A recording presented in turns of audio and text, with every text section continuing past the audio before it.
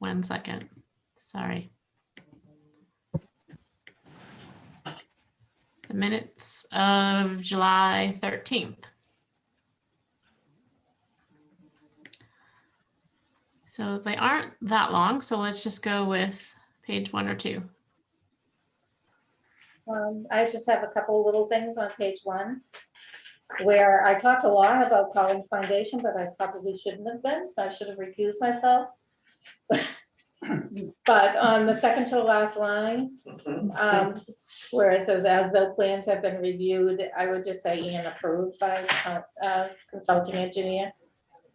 And the next word where it says after consulting engineer, it says they, I would say the board. Okay. Remind me not to talk about it. I'll try to stop on this stuff.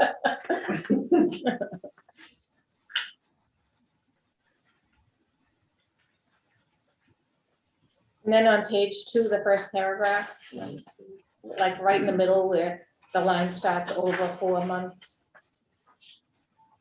Yep. It should say, I think it should say over 4 months ago.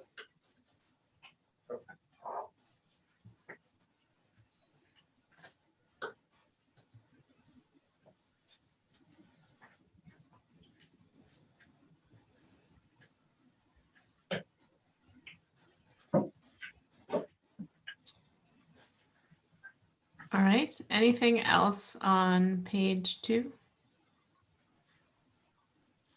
If not, we can go to page 3. On page 3, the paragraph right above Nan's Market. The first line, the planning board agreed, I would just change shall to should.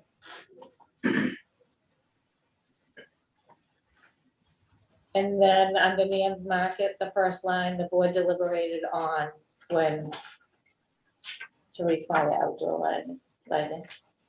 Okay. Get all those up. Yep. The paragraph that's on that same page that starts with board members commented for the middle of the page. The last line in that paragraph says, and that requires. Just one too many dads. Last line in that paragraph. I think it makes sense either way, but yeah, it is confusing.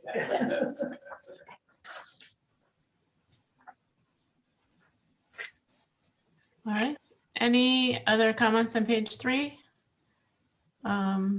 or 4?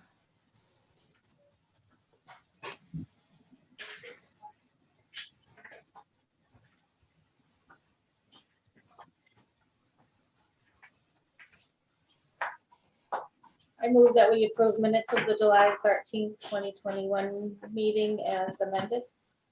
Second. All right, so we will take a roll call vote. John, Aye. Karen, Aye. Nancy, I was not at that meeting, okay. so Uh, I abstain, right? I don't think you have to, but that's fine, you can. And Meg? Same with me. I abstain, but I'm okay with the minutes. I mean, I was absent. Yes. Okay. Oh, we can see you, Nancy. All right. I guess next, does anybody want, have any comment or question on correspondence? We had quite a bit of it, so. Go ahead, Nancy. Okay, so I had a little memo in there.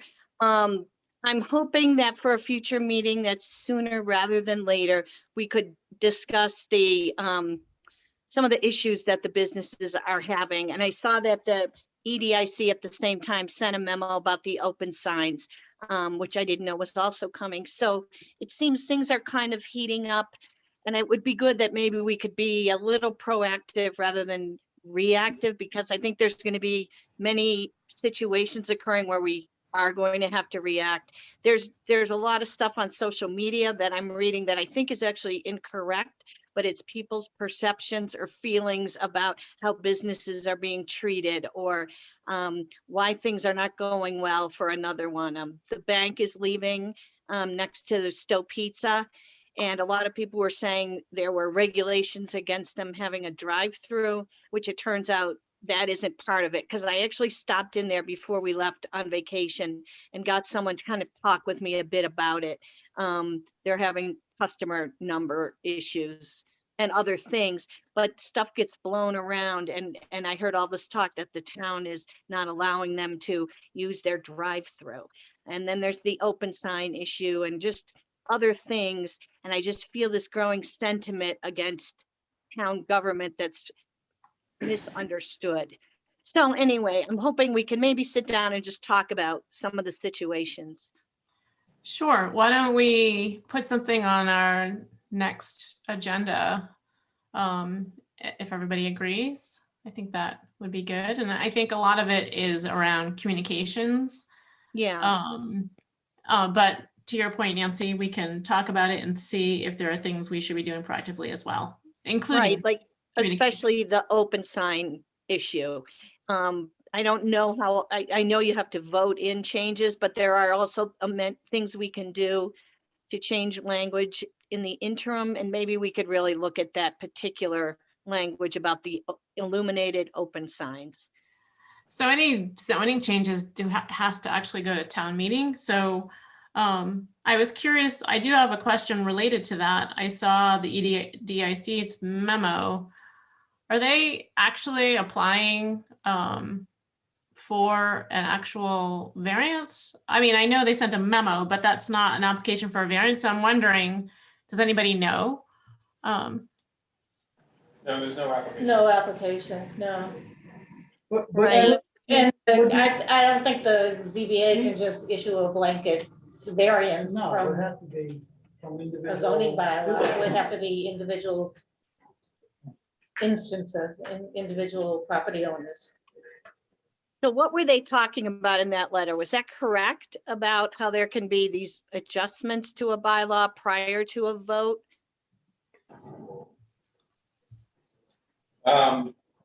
I think you're probably referring to the variance process.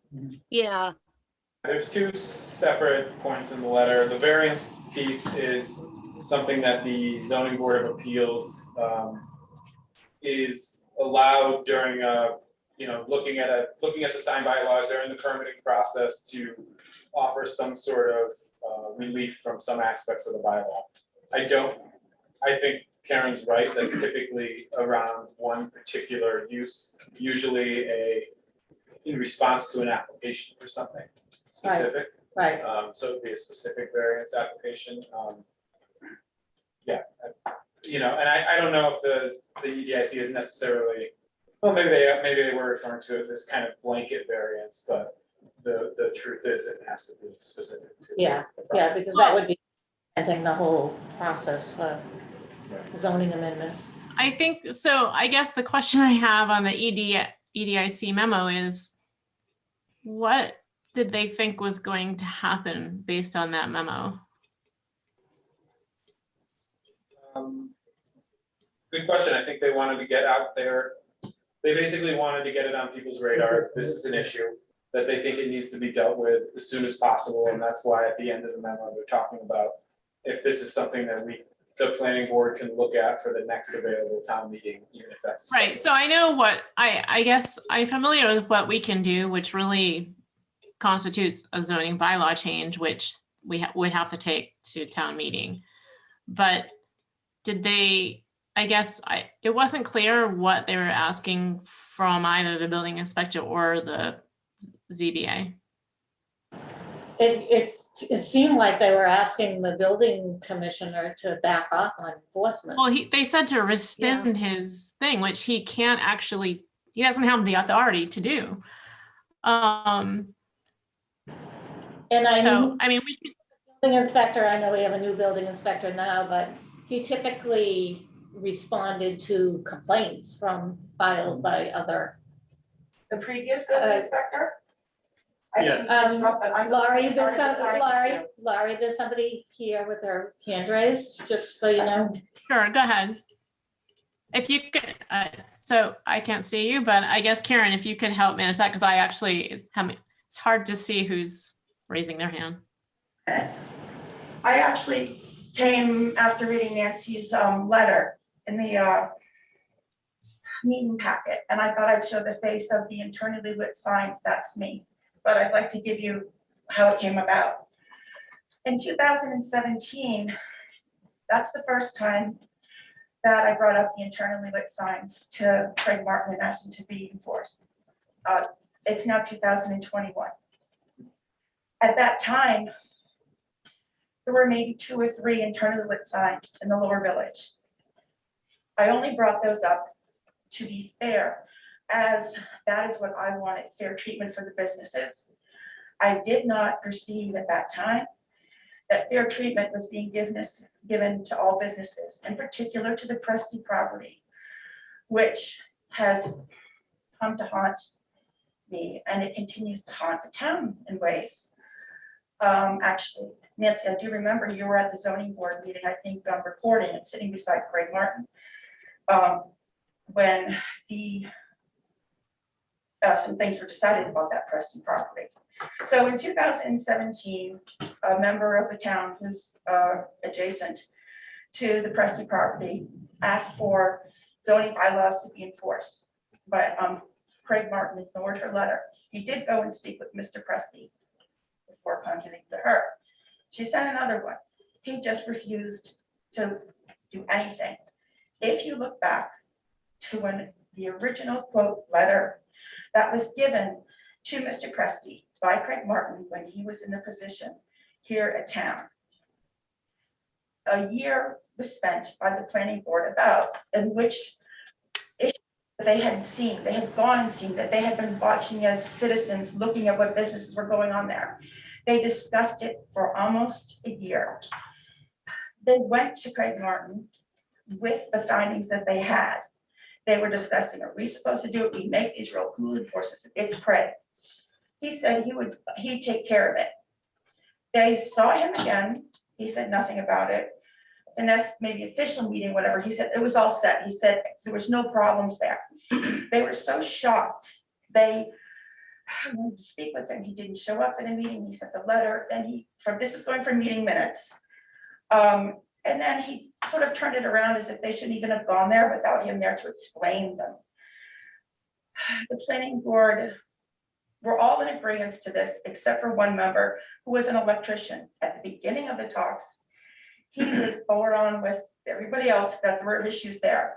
That electrician, he became friendly with Mr. Presti, he owns many properties along the way, just switched the other way. Other than that, all members agreed there were issues there.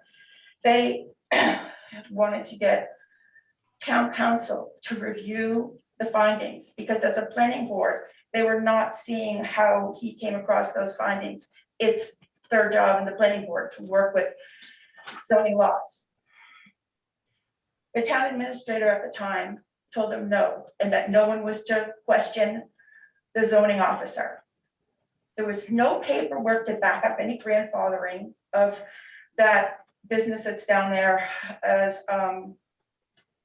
the used car sales business. He had kept up a fraud. He had a French truck at mine there, said he was trying to sell it. He only used it to plow the lot.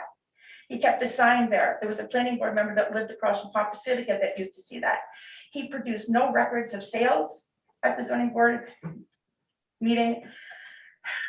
That was not his principal business. He should have never been given a license for used car sales. It is to be your principal business. It was never Mr. Presti's principal business. Following rules and guidelines, none of that should exist down there. Yet, 7 years later, this person goes, and what do they get? A slam in the face from Craig, boots her to the zoning board of appeals. At that point, I was looking at 27 violations of signs there. I'm driving with my mom, who's 83, who grew up in this area. And we would drive across to go to my road, and there's all these plastic billboards stuck to the fence that are there to hide what he's doing in back. As he cleared, as he dug up half of a hill, that the other half was on our conservation land without prior speaking to anyone. He's now in zoning violations there. he removed the 30-foot buffer that should be there. That buffer I brought up to Craig Martin last January.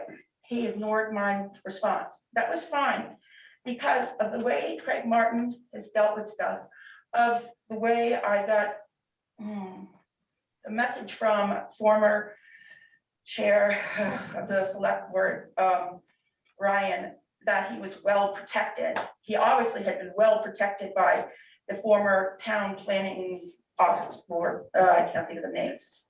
This is obviously frustrating for me. There was nothing to be done. So what I grasped at was at least get some of those signs out of there.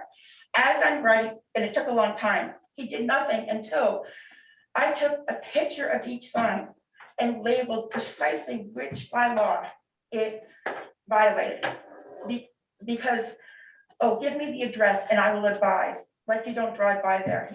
So I added on to one of the last emails, and there were also internally lit signs that you, and in the lower village across from Stars Plaza, said Plaza.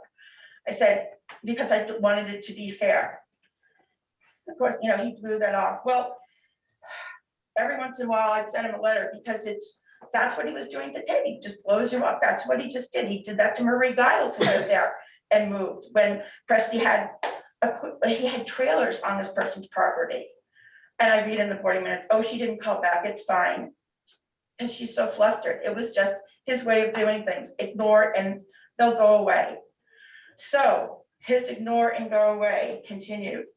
And then I was not positive as to whether or not that buffer was removed prior to the court case. And if that could be enforced. So I got enough information. Yes, it should be able to be enforced. The 30-foot buffer should be restored. That was taken from the conservation land. So in order to try to get some contact back from Craig Martin, come 2021, when I'm pushing for the buffer, I included that it's been whatever number of days since 2017 that you've not acted. So I understand and I feel compassion for the businesses. This was not a way to attack them. I feel that yes, the zoning bylaws should be gone over. You did note, you think that there should be a ghost law. There is that in the sign bylaw now, if you read it.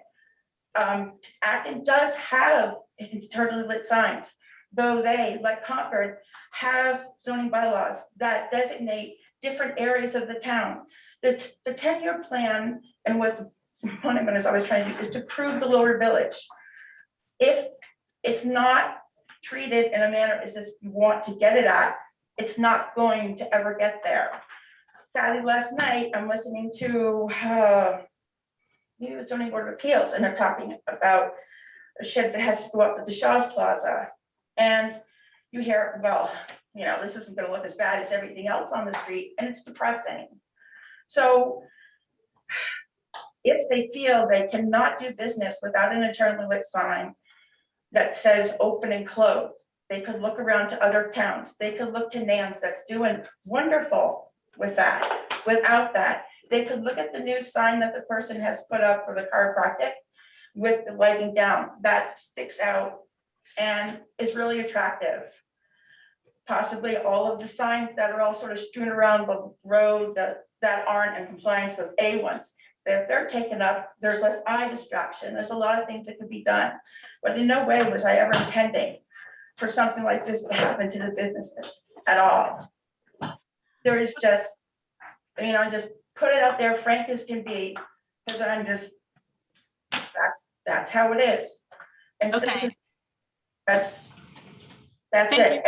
Thanks for the context. And I think as it pertains to the planning board, we will discuss the matter on whatever the next agenda is that we can add that subject to. And I think, but just as a procedural standpoint, I think the course of action that the planning board has in front of them is if we want to change the zoning bylaw, we would bring that to town meeting.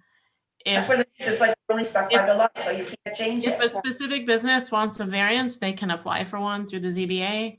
And certainly the building inspector does not have the right to just waive a zoning bylaw. So I just sort of put the three entities out there and what the course of action is.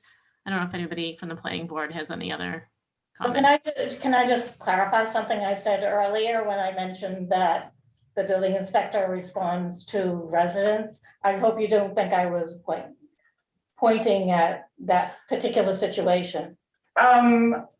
It Yeah, was because just, I was not, I was just Okay, it saying was just- generically, yeah, it was okay, been yeah. my and some neighbors and friends have not found that to be the case, so. Okay, I just didn't want you to think that I was pointing No, pointing just, out to you. if you Yeah. just saw the number of emails Mhm. that I got him with these. It would, Yeah. jump out of your seat too. Okay, other planning board comments on correspondence?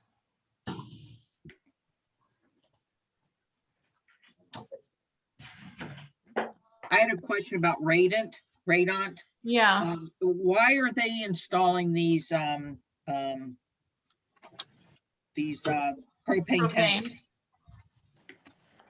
I couldn't see any context for it. yeah, it didn't seem to say why. Does anybody know? I don't know yet. I haven't spoken to the building commissioner and what the story is there, but I can easily find out. Okay, I don't think it's on our agenda, so I'll bring it up. The Athens Lane memo around zoning bylaw changes. I think we should probably put that on an agenda item of a future meeting as well. I do too. Definitely. Yeah, I was planning to have that on for August 10th. I included it now so you could see it, but I knew it would be a longer discussion than we probably had time for with the public hearing tonight. Okay, Something that we think we need town meeting approval, or is that something that we can change? No, No. town meeting, Yeah. town meeting. And I think that Habitat and everybody who wrote that and Stamski, they understand that too. okay. I had a And certainly I wanted to mention the Mass DOT Shared Streets and Space Grants. Congratulations, Jesse. And Yep, we're pretty excited about that. So we're gonna be getting it pretty soon here. Great. So, yeah. that's great news. Do you have any projects earmarked for that? So it's gonna be for the installation of 2 rapid flashing pedestrian beacons, like the one that went in at Harvard Road. One of them is gonna be in between town building and town hall, and the other one is gonna be at the entrance to one of the shopping plaza entrances in Lower Village. And that takes up the whole 75,000? No, well, yes, it actually will. It's the units themselves won't cost that full amount, but there are a couple of upgrades to the wheelchair ramps that need to be done. And there actually is an advanced warning light that we'd like to put up somewhere in the vicinity of Russell's. So as you come up over that kind of hump in the road there, you know if there's somebody who's getting ready to cross with the flashing lights, because it's a tough spot, so. It is a tough spot.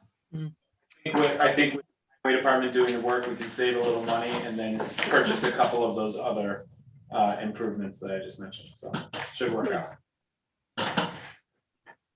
All right. I had a question about what happened to the granite posts that used to be in the lower common? Like, why are we having to buy them again? So that was something I was gonna give an update on tonight. I actually have a site visit next week. Okay. All right. Any other comments on correspondence? I just had one more, I had one more comment.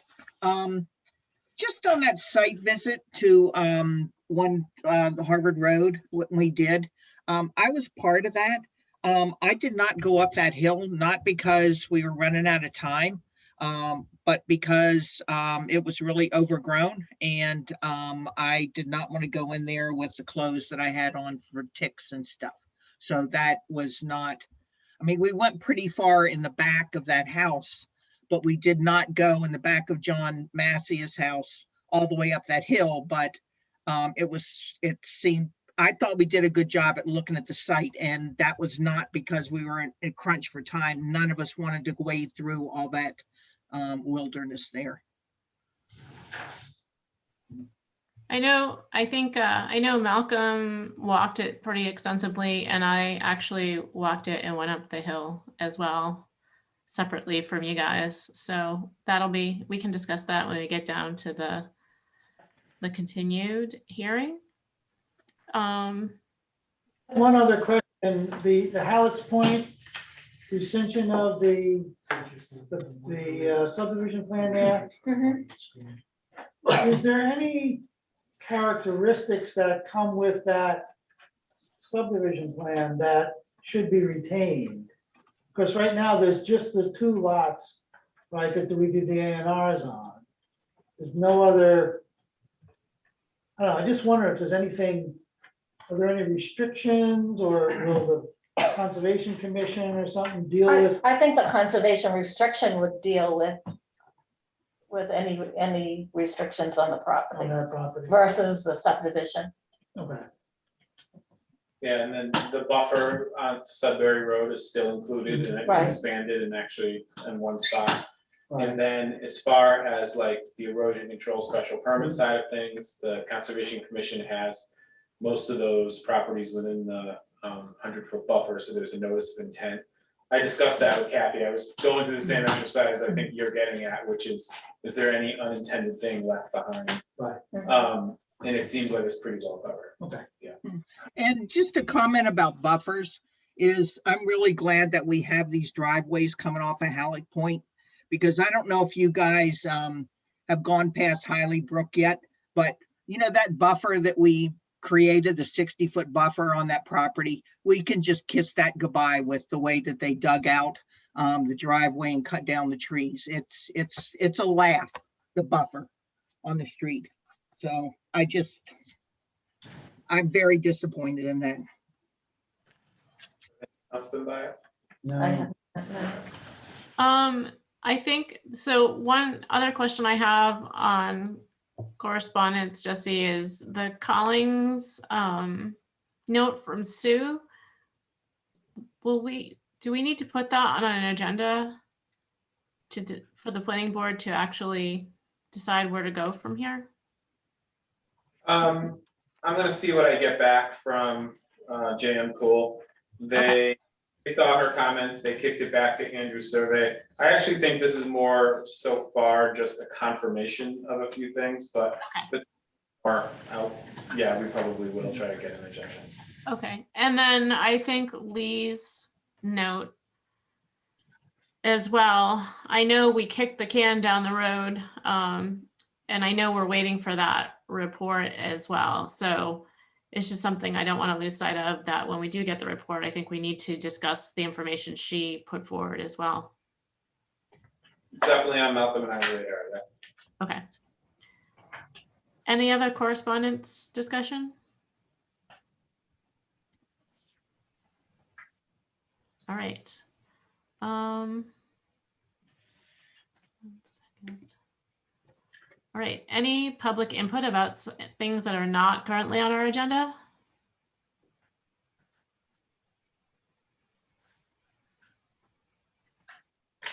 All right, any planning board member updates?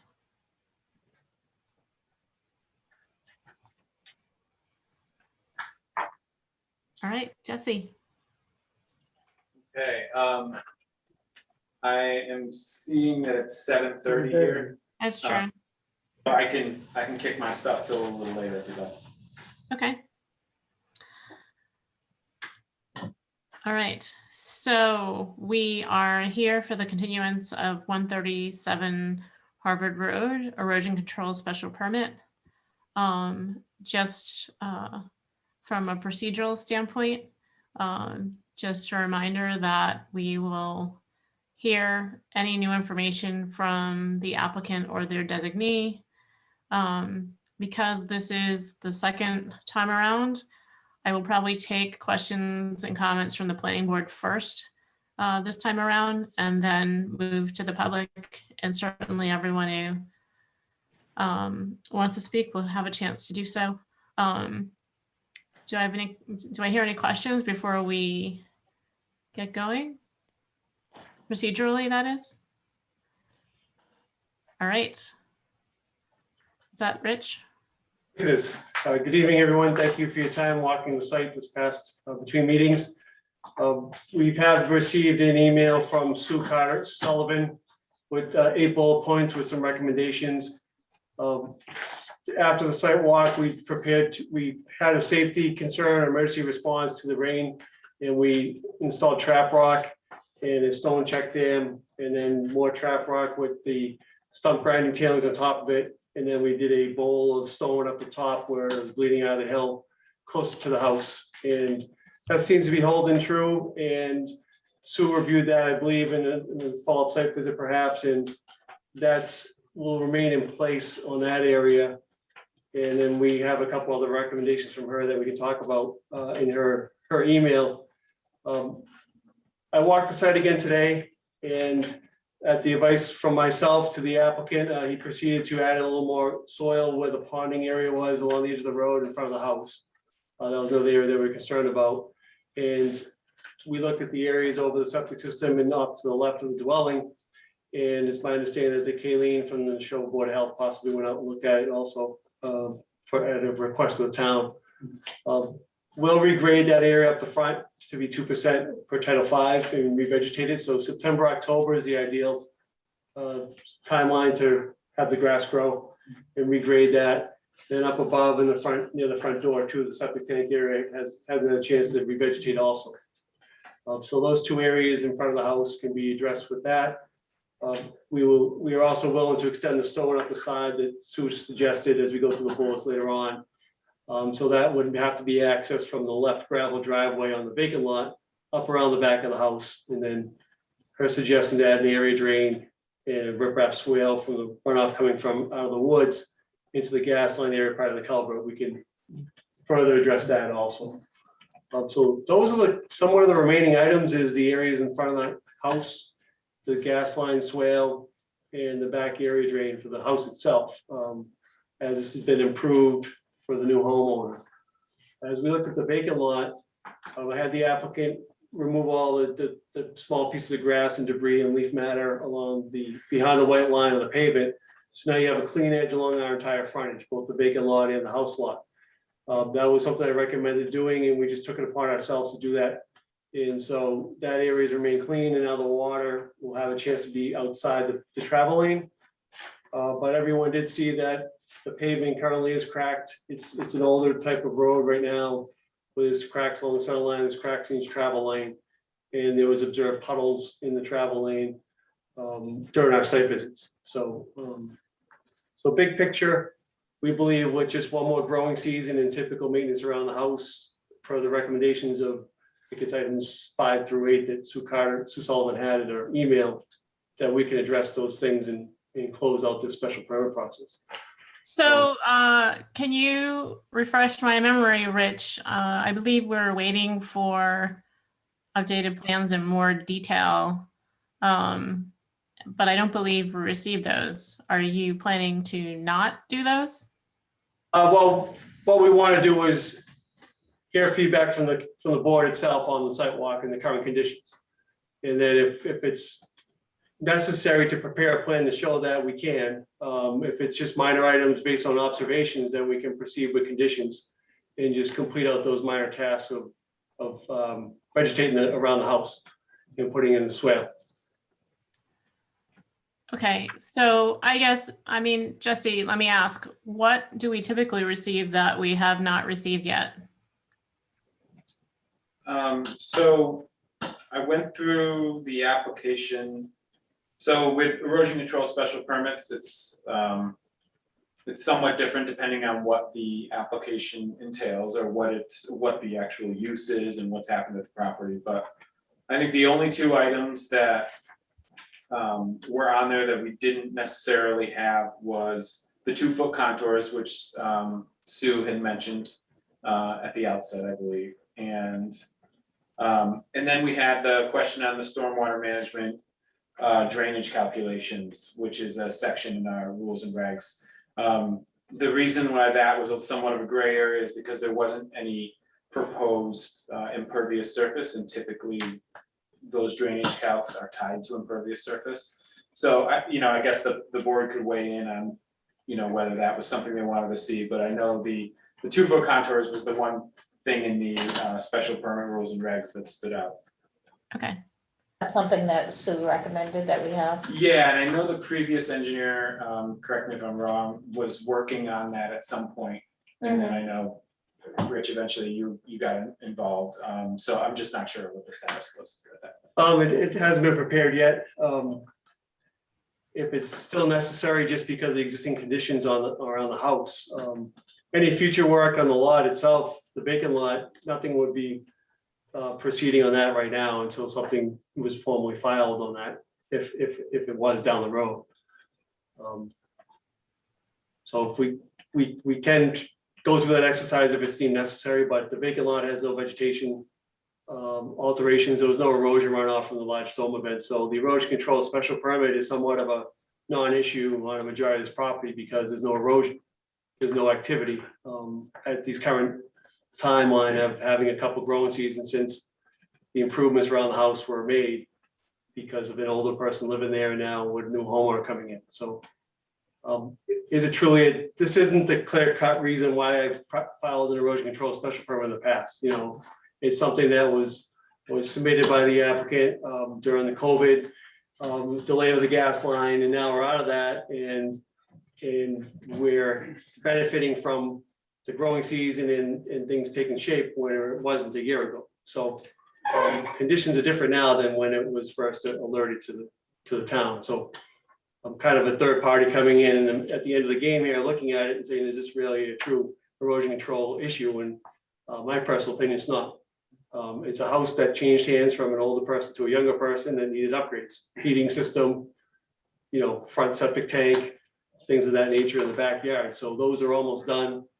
And we could focus on those areas. And then the vacant lot there was no runoff, that was causing any erosion to the neighbor to the left based on our observations. And any stumps that were moved have since regrown in that area. So there's no concerns about those areas that are shaded on that vacant lot. So having more contours is somewhat of it's nice to have, but there's clearly a difference of 30 to 50 feet from front to back. So that's not a mystery. It's if something is filed, then you'd have 1-foot contours on the septic design. So we're not avoiding it. It's just, is it absolutely necessary? Just to check a box on an application. When we reacted and responded in this last overview of myself listening to the town, responding during the emergency responses and everything along the road with Steve Nadeau, he's governed by the MS4 permitting and working with the town administrator. So the current process or ways of things have evolved in town. So previous when we had worked with the town staff and superintendent on the right-of-ways near projects, that's a little different now. It's adjusted because of the MS4 permit. And so that's why we took it upon ourselves to clean up the edges along the front. And so with some conditions and allowing a growing season, I think we're basically done out there on the property. And then the vacant lot's a vacant lot. There's no more activity planned right there for now. So we're concerned about the water coming back along our frontage from the abutting runoff. So that's a concern with bullets 1 through 4 in Sue's email that we'd want to see addressed too, or just recognize that it's not coming from the vacant lot, it's coming from it backing up because it's not cleaned along the frontage, and then it's puddling across our frontage a little bit. So that's kind of the big picture we're at. And we wanted to hear what the board says, and then based on the conversation, we can just circle back and have a punch list. If it's revising a plan with some other items, we could do that, or just handle it with staff. all right, let's take comments or questions from the planning board. Meg? I guess I feel, I'm still a little bit uncomfortable with the finger pointing. I personally do feel like clearing this lot has impacted the neighborhood, the way that the water comes down there. I think that there have been issues with Wedgewood, but I also think that I would like to see every single bit of possible documentation, because I think that this is going to continue to be an issue. And I think that I would like to have every single bit of documentation in my hands to when continued finger pointing happens and continuing water continues to come down that hill. I think that we're not, I don't know. I hope that we've solved the problem with bringing Sue in to do this, but I still want to see the documentation and just be really squeaky clean about the parameters of what the problem is here. I agree with Meg completely. I feel like there was a lot of talk about Wedgewood, but we really haven't looked at the situation from the Wedgewood property down. And I feel like we're just taking, you know, somebody's opinion on that. And I just feel like we don't know enough about if things have been altered up there, perhaps also. Karen or John? So I guess I'd ask about, well, clearly there was some erosion on the area where the gas line was put in. And I think Sue has some recommendation over there, but maybe could you say a little bit more about what you see is happening over there to prevent more water from running off and, you know, bringing some of that silt or whatever was there now into the roadway. And also there's a, it's hard to figure out really, you know, how much water was there before, where is it coming from? There's clearly water that's ending up in places that we don't want it to be. I know at the last meeting there was talk about, well, there isn't any new water being generated, right? But the question is, you know, how much of it can be managed so that it's less of a problem? And particularly where the gas line is, I mean, is that can be receded and you think that after the grass grows and then that probably won't be a problem anymore? Or would you do this trenching, leaching trench that Sue suggested maybe to try to mitigate some of that area? What I'll do is I'll listen to all the entire board, then I'll wrap up. I'm numbering the questions. I'll do that and I'll just respond all at once. Okay. Understood. Karen, any comment from you? I agree with Meg that we need some documentation in the file. We just can't go by minutes of the meeting. And we need to know, have everything documented, the history of before, after, and the proposed plan to prevent it from happening again or getting worse or improving it. Mark, any comments? I have a question. This plan here, the markup plan, whose markup was? Oh, that was my notes for the Okay. sidewalk. Yeah, Okay. in red. Yeah, on the plan that they had provided, just so I could remember everything that was discussed. Right. Helpful. Yeah. Mark? I did not go on the site visit, although I've driven by the parcels numerous times. I'm curious where exactly the gas line trench occurred. So it's to the right of the existing driveway.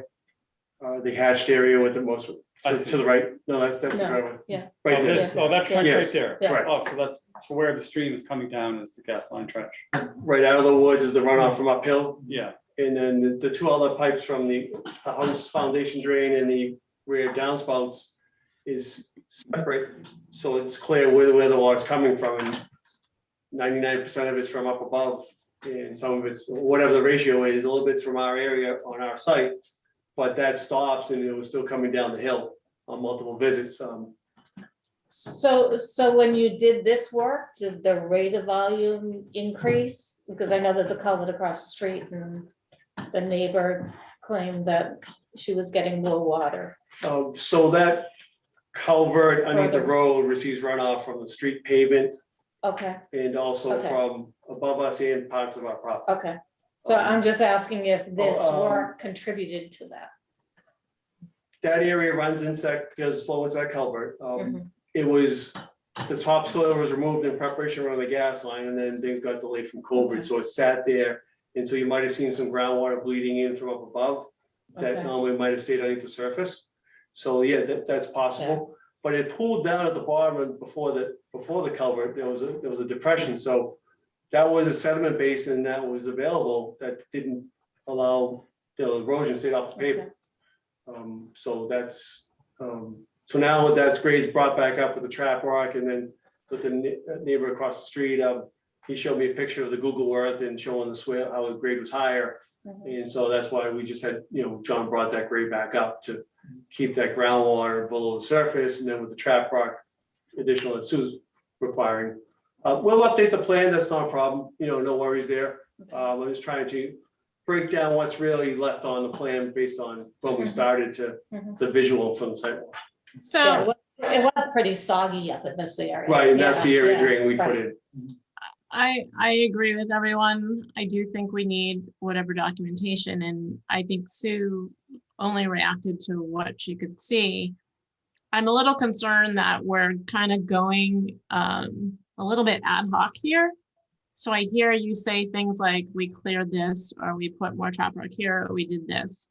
It's a little unusual because frankly, all the work, or a lot of the work, had been done prior to coming for this permit. So I think whatever we do, we certainly want Sue to be able to weigh in on Karen's question of, did the rate of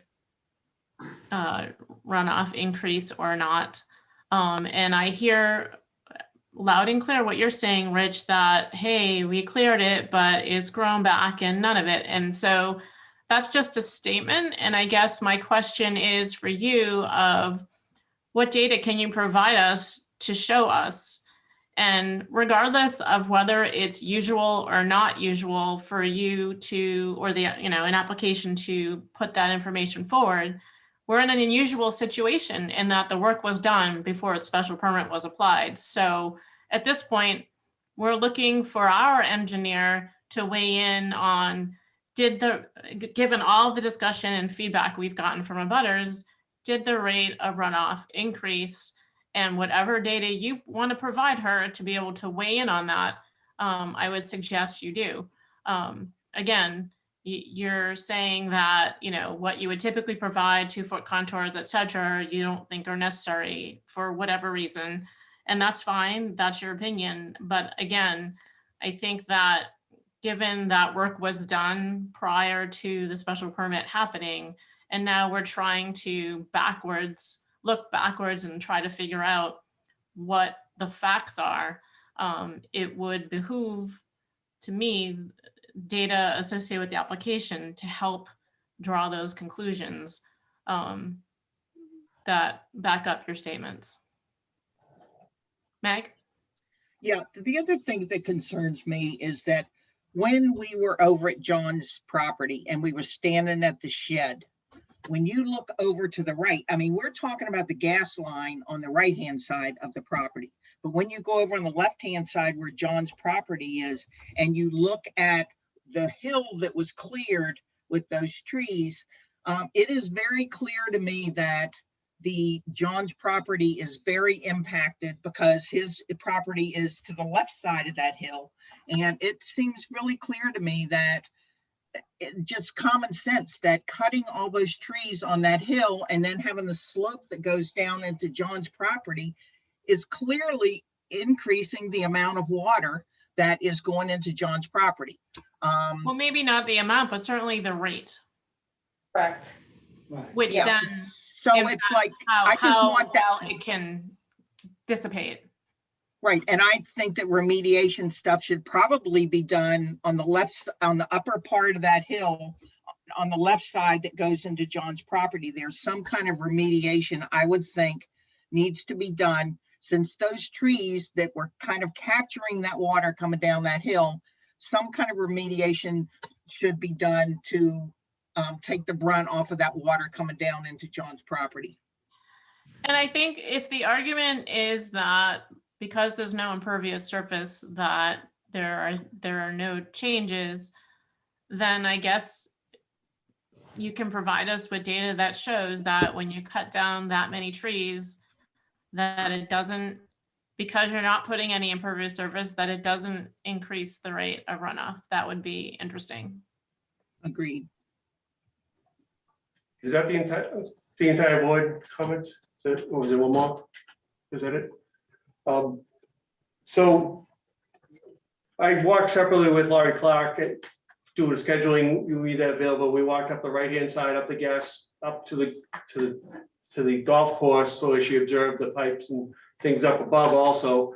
And then when we came back down on a lot line along John's property, on the left-hand side, it's clearly staked out and marked. And during the rainfall events and walking with Malcolm also, my statements at the table here are based on observation directly. There was no observed water that was significant coming off our property where the trees are cleared in relationship to everything coming down the hill in a full 2-foot wide rippling stream coming off up above. And so based on coming down that common lot line where there was stakes, 3 or 4 of them, you could clearly see our property in relationship to John's and the tree line that's along on his side and the ledge that's identified on ours, that there was no observable water that was flowing onto his property. So my comments are based on direct observation and with members of the staff present on multiple times, be it staff or members of the board. And then we all visited the base, and then you can see where the property line was staked out at the bottom, and all the water was coming from off our property on John's property from above, and nothing was viewed or observed on our property going on to his because it flattens out towards the road on our side. So it's all based on direct observation. There's ledge up there, so there weren't that many trees on his side. I'll show it there to you, but the hatched area to the right, it was where the trees are cleared. The solid unhatched area on the left-hand side where it shows ledge, there really wasn't much removed there.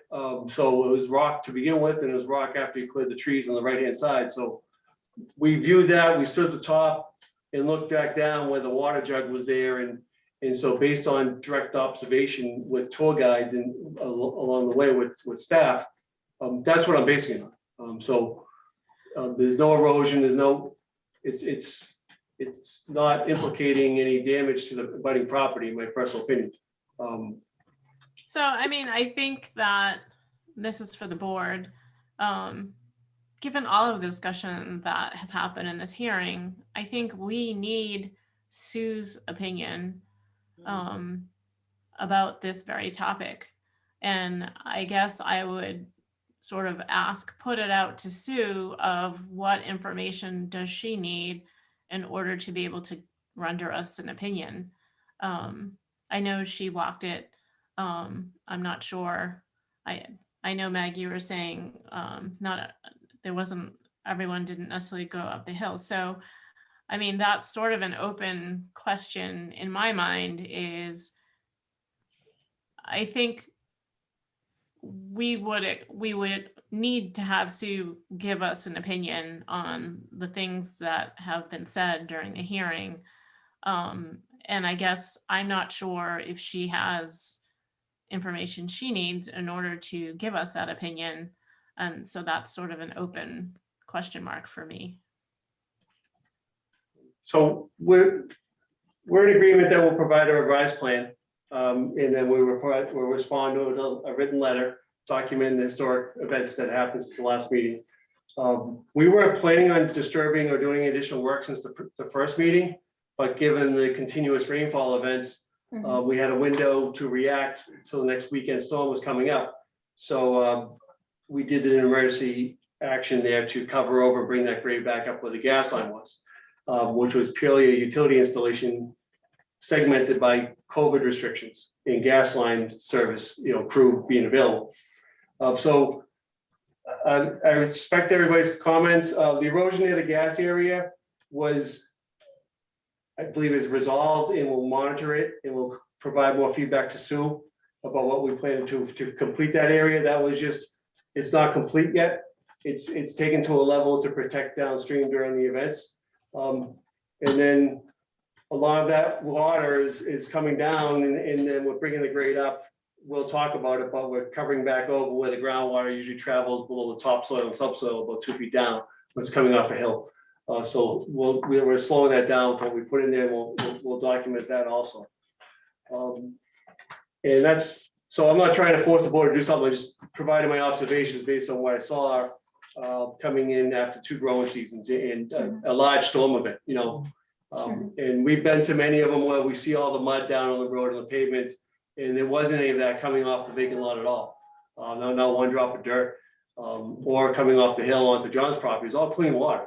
It's existing runoff that always comes down in those directions. So comes off the 3 major swales, one to the right of our existing house where the gas line is, one between our house, between the vacant lot and John's, and then the third one is to the left where the culvert is on the opposite side of John's house. So the water is flowing where it was designed to flow. It's just accentuated by, the gas line being opened up and some trees being cleared.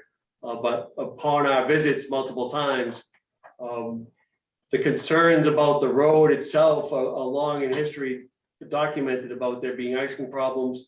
And I made multiple trips out there to make sure that what John was saying was correct. And there are puddles or water. And even today, water was still bleeding out of his driveway to the culvert, to the catch basin, on the left side of his driveway at the edge of the right of way.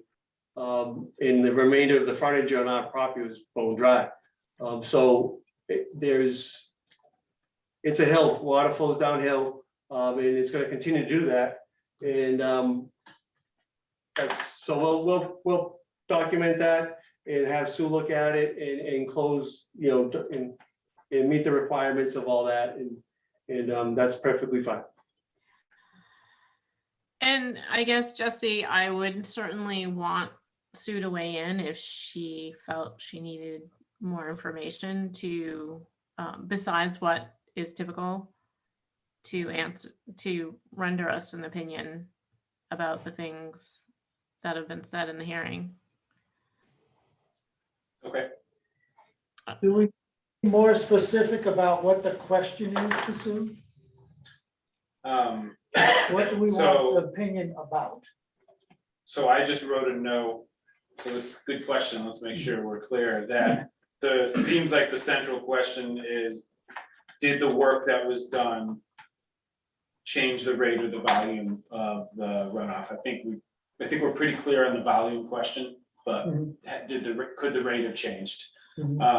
Is that, am I right on that from? You are right on that, but I think that we want her to weigh in possibly all together and then maybe separately on the various sort of trouble areas that have been discussed, right? So one is going to John's property, the other one's going sort of across the road there. Does everybody agree with that? Great, yeah. Yeah, I think that's part of the question, right? So anything that was done on that property, did that, in their opinion, maybe in Sue's opinion, have an impact on the flow and the water that's showing up on the adjacent properties? And if she thinks she needs some additional information to be able to answer that, I want to put it out there. Given that we haven't gotten the final information for her to review either. And she had, in her memo, she had some recommendations, but whether or not you agree with them, or if you have a different opinion, it should be noted on the plan. Right, we'll put it in writing. Right. The first 4 relate to everything along the frontage of John's house, the butter, which is, in my opinion, but I'll put it in writing, is the vacant lot has no impact on those, but those 4 first bullet items should alleviate our concern about the puddle backing up along our frontage from the water going through his wall from up above. So if there's also a written document from staff or Malcolm or the board itself, what they observed in the site walk with the water, also, it's not because of this property, there was these big events all the way down to the entrance to other properties and other streets. Everything was cascading across this pavement in the street. This area behaved pretty well, when you look at the context of everything. And it's just we're letting the water still pass by our property, our house, and not cause erosion downstream by closing up the existing gas line trench that was prepped for them before COVID. So it's not like it was blatant for any other reason. It was more getting the house updated to today's, new heating system. I looked at the building permit, new heating system, some windows, interior things, septic tank recommendation per the field, the approval of Title V with conditions and what was the tank. So they're all related to typical procedures associated with a new homeowner hiring contractors. And the contractor just happens to be the parent, and then, so that part, and then we got the other part of the vacant lot, and I'm just trying to break it down to pieces like we always do with drainage subcatchments. We have concerns in this area too, which are all different and unique. And it's just letting each one to heal itself basically by a couple more growing seasons of lawn area, mulch, and then the regrowth on the stump removal up top. And is it going towards the butter? Not by my observation, but we need to confirm with 2-foot contracts and let Sue review it. So Right. long on that, but I just respectfully request the applicant or someone from town to recognize that there is water, majority of it coming off from not subject to this property, or that isn't where it still passes by us tomorrow. It did today and the day before. And then what your observations are, because it's important, because the pavement's already cracked and your superintendent said that it could cause cracking in the pavement if we don't address it. So that's kind of where we're at, just trying to document your side too and be polite Nancy, about that. thank you. Nancy? Are we looking for some input from Steve still about this area? In regards to the road or damage or the storm drains? Have we gotten any input recently from Steve, Jesse? I don't believe we got anything in writing. I know that he was at one of the site visits. He commented kind of offhand about some of the ideas, but I haven't seen anything in writing. No, he stopped and walked up the gas line with myself and the client and the applicant. And then we proceeded to upgrade it to what it looks like today. And so we're just looking we listen to everybody that comments and try to provide the best situation possible to alleviate people's concerns. And I believe we're getting very close to finalizing that picture on our specific portion of the property. And we'll I guess having 2 meetings, like a 4-week window to allow us to prepare that, get to Sue and everything like that, would be recommended. Laurie, do you think it would make sense to ask the highway superintendent? I definitely think so.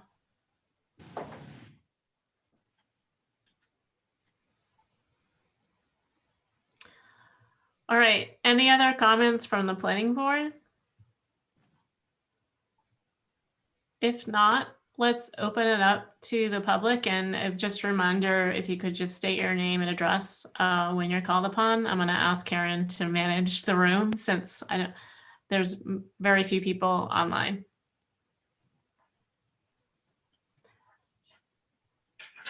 Go ahead. Sorry, John Mascia, 153 Harvard Road. Yeah, just a couple things. In terms of like the contours, is that what we've been waiting for since like November? When we were on that meeting with the previous engineer, Scott Forsythe? Yeah, we've been looking, but I don't think we were specific about the. Oh, yeah, they were like plans. Yeah, we've been There was a waiting meeting for and then- plans Okay, no, since that's fine. before, All right. and- before Rich came on board. Yeah, they Yeah. keep saying that there's no intent to do anything else with the land. Like right now, it's just got like low vegetation on ledge. And, there's nothing that is terribly deeply rooted, but they've applied for a septic permit. I think that also came up at that meeting.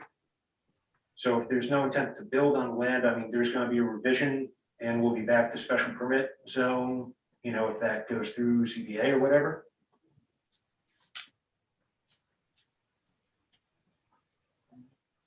If there were any work on Okay. any proposed development on that, it would have to come to the All right. ZBA. All right, and Meg had mentioned the left side, John, I know it's confusing with both of us being John.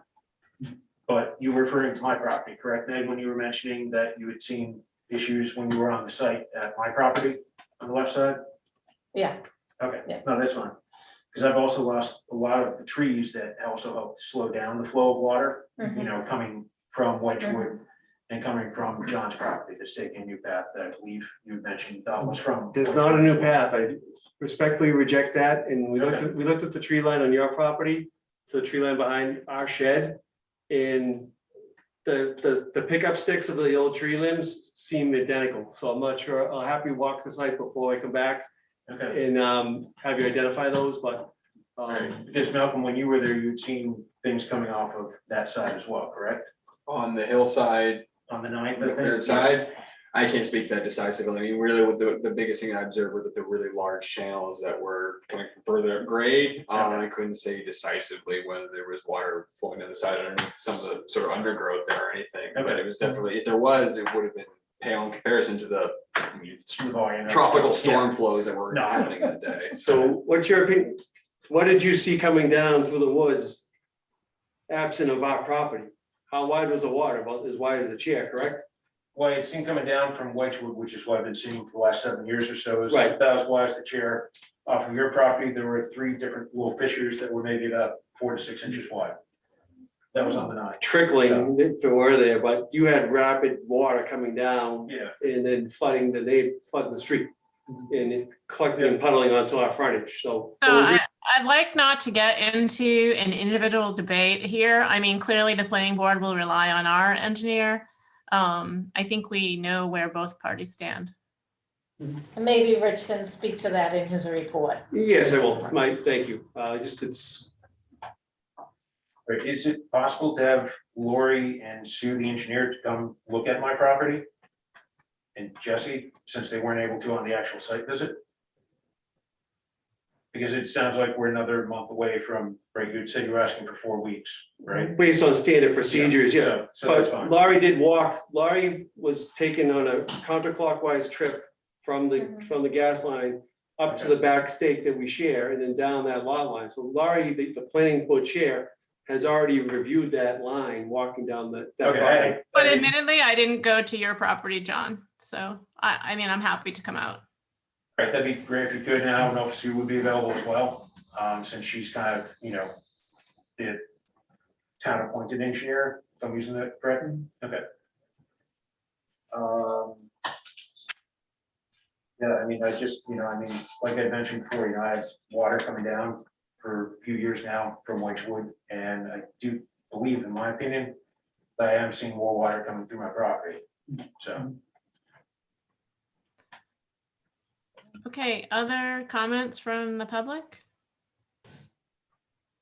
Well, Lori, I was just gonna comment that it seems like separate from this, there's still something going on with Wedgewood that we probably need to look at. Absolutely. And I know when we talked about it last time, we wanted to see what data we got from here before we take that back up. Because we felt like we would have more facts to then be able to go back to Wedgewood.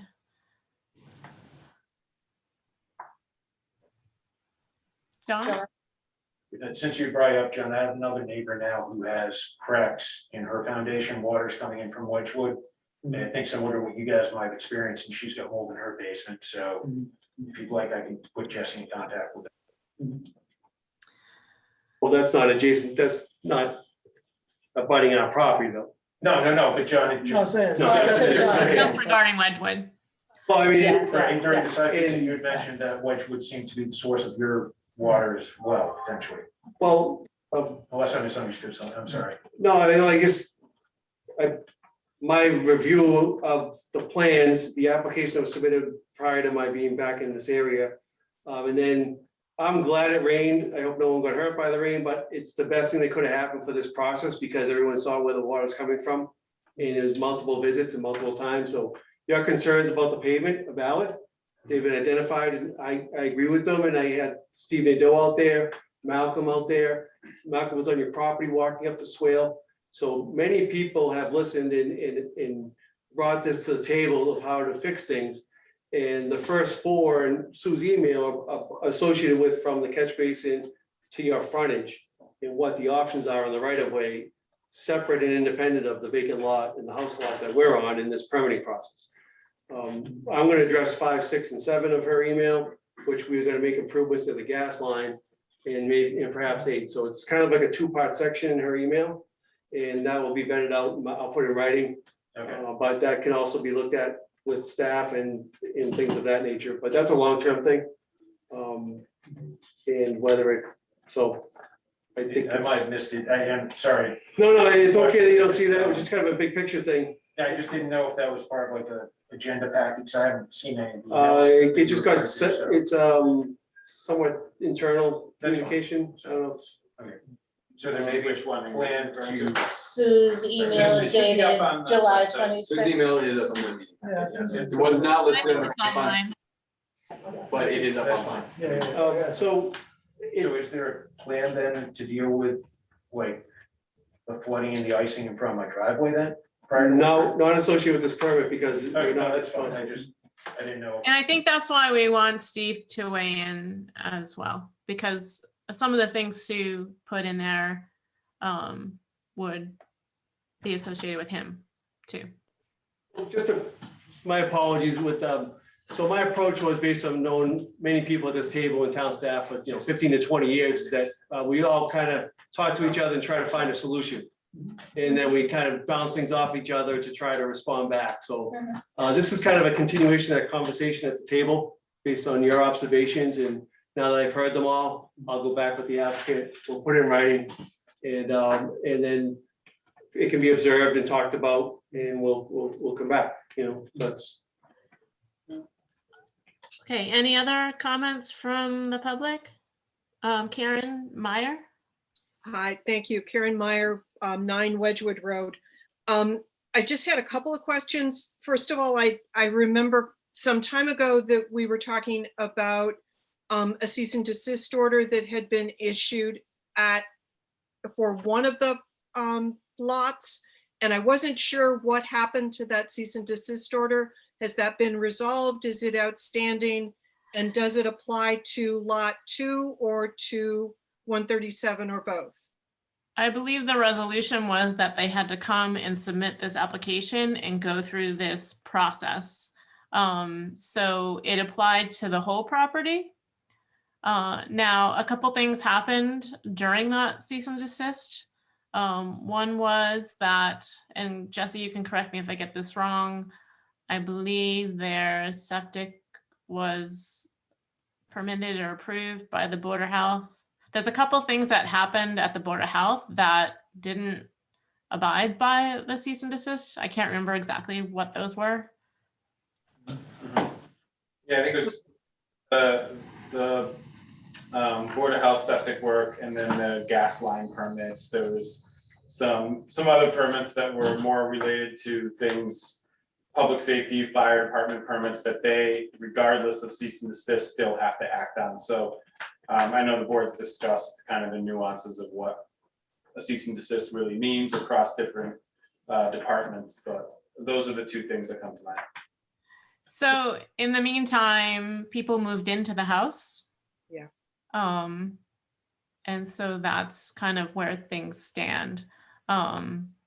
Certainly there's nothing on the table for lot 2 as of right now. I think there was discussion of the septic plausibility, but I would think that I would hope that based on our prior discussions with sort of better communication across town boards and committees, that if something were to come forward on lot 2, that we would at least have a chance to weigh in and finish this permit before action happened. So as a follow-up, I'm sorry, Meg. I had a question. I thought that it was documented on the deed that lot 2 was not a buildable lot. I think that's why Karen Kelleher was saying it would have to come to the ZBA. And the ZBA would have to determine whether or not it's a grandfathered lot. Grandfathered as in not buildable, or grandfathered into allowing another house? Grandfathered into allowing another house, or whether it's not grandfathered and it has to be considered one parcel for the existing house, and the vacant lot should be merged into one parcel. that's something the applicant would have to prove that they have that grandfather protection. If I could with a follow-up, Sure. with the erosion control permit application that's been received, it looked online like it was limited to 137, but it's very difficult to pull apart the topography and the soil movement and where the water goes between those two lots. Well, the special permit is definitely for both lots as a whole. Okay. Then at least from my point of view, I would urge the board to truly look seriously at uphill rather than, uphill in addition to what's been done on those two lots. Because if you're trying to make a decision on erosion control permits and folks aren't sure about where all the damage is likely to happen, whether what was done on lot 2 and likely on lot 130 or at 137 has had an impact on whether it's erosion or the amount of water or the speed of water or just how much the trees were able to absorb and assist with protecting the downhill properties. I don't know how you can make a decision without knowing what's going on uphill from there, particularly with the finger pointing. I really appreciate that you all are looking at that so broadly, and I would urge you to do so. Thank you. Other comments and questions from the public?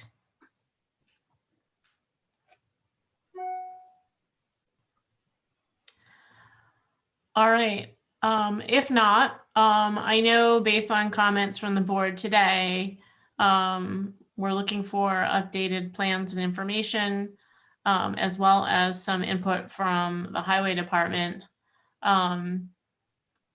So I guess, Rich, I look to you to say, are you open to continuing this hearing?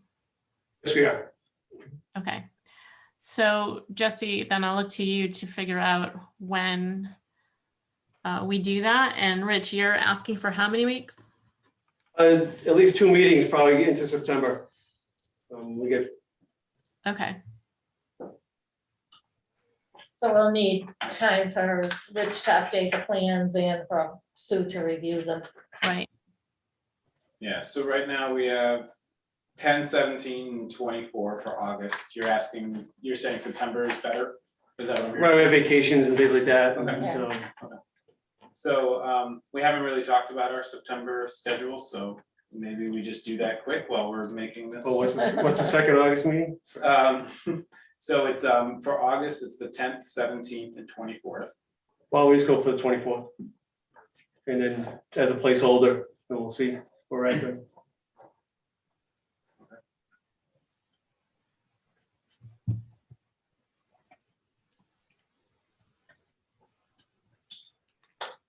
Laurie, John has a question. So just, Sure. I have vacations to make it for the 20th and 24th. Is it possible to move this and just try for September? Once the kids are back in school and I'm, kind of done with summer? Or is that not a possibility?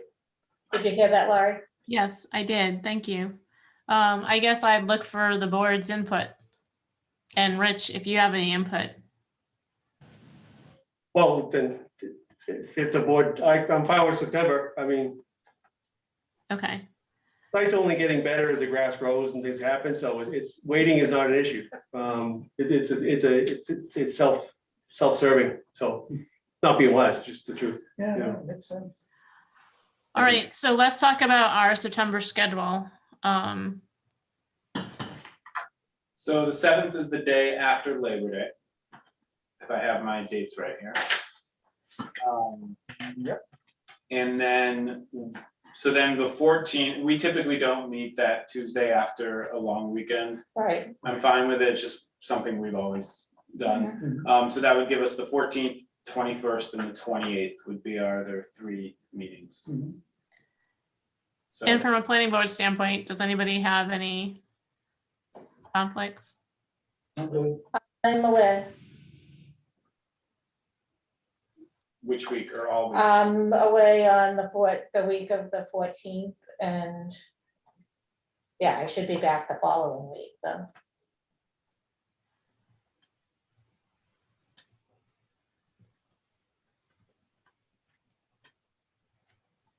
Do we want to wait to the 21st or do we want to try to meet sometime the week of Labor Day? It's up to you guys. I might be away the latter part of that week as well. Just wait till the 21st.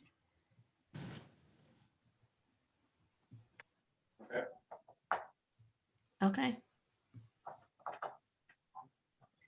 Okay, I move that we continue the public hearing to September 21st. At 7:30. Ready? I will second. All right. So any comment before we take a roll call vote? All right. So we'll take a roll call vote. Let's go, Meg, Aye. Nancy, I, John, Karen, Aye. and I. All right. We will continue to the 21st then. Thank you. Thank you. Thank you, Rich. Thank you. All right. Jesse, back to you. I'm just opening my window.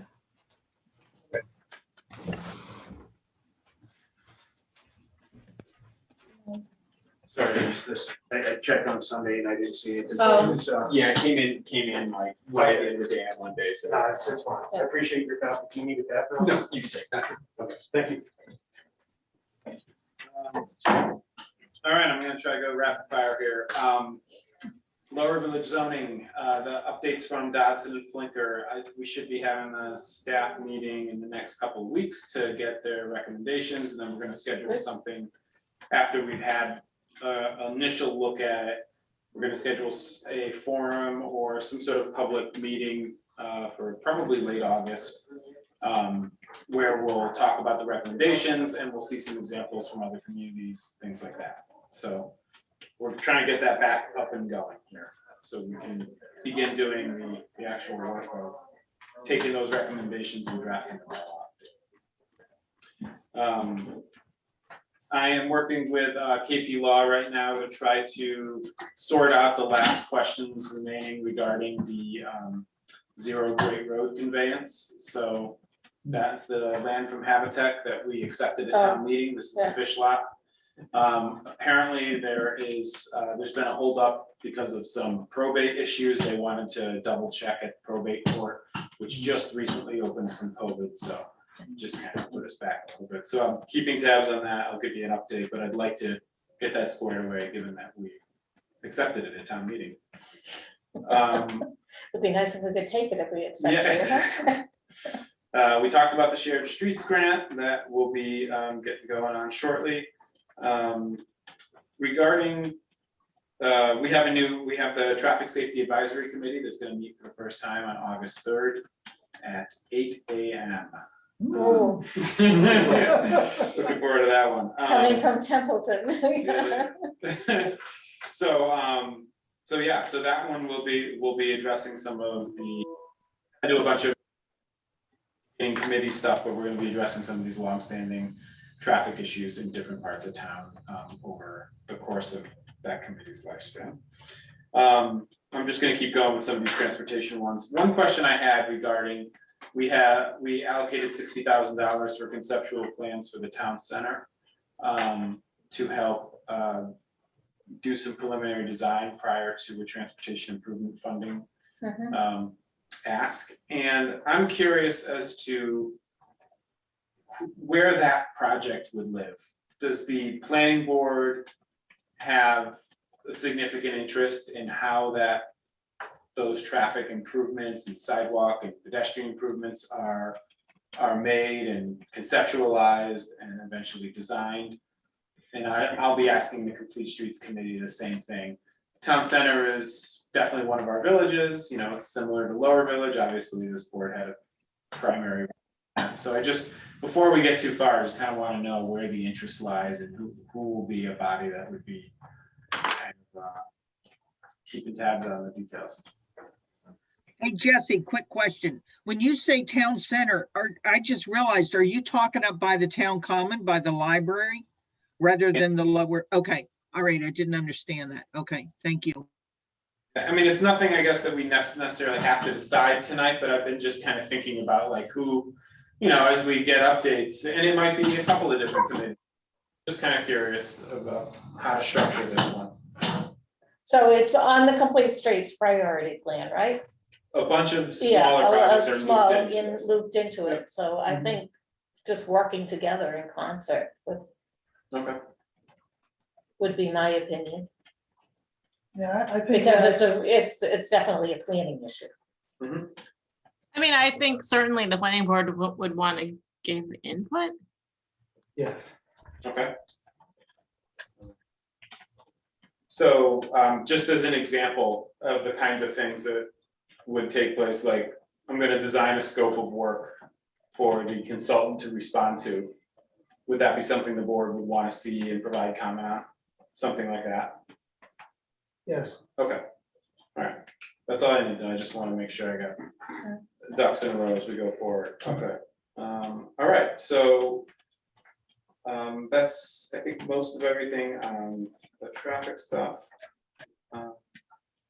So I've been talking with the attorney, Chris Alphin, who is working with the folks over at Spring Hill. They are preparing to sell that subdivision. And this is the one where there's multiple contractors working on different lots. So I asked Chris to provide me his options of what he thought would be the best way to sell that subdivision while ensuring that the town's development agreement and escrow agreement would survive the sale. He provided a few options. I just sent those to town council. John Whitten agreed that just a simple basic assignment of rights would suffice. Nonetheless, we're gonna have a staff level meeting on just kind of some of the outstanding design issues and construction issues at that site, and then I'll work with you know, town council, town administrator to make sure that whatever they're going to propose is at least something that would work for town council, and then eventually they'll come to the board and have a discussion about it. So do they have a buyer? It's unclear if they have a buyer. And would the buyer be for the Spring Hill as approved or the additional land?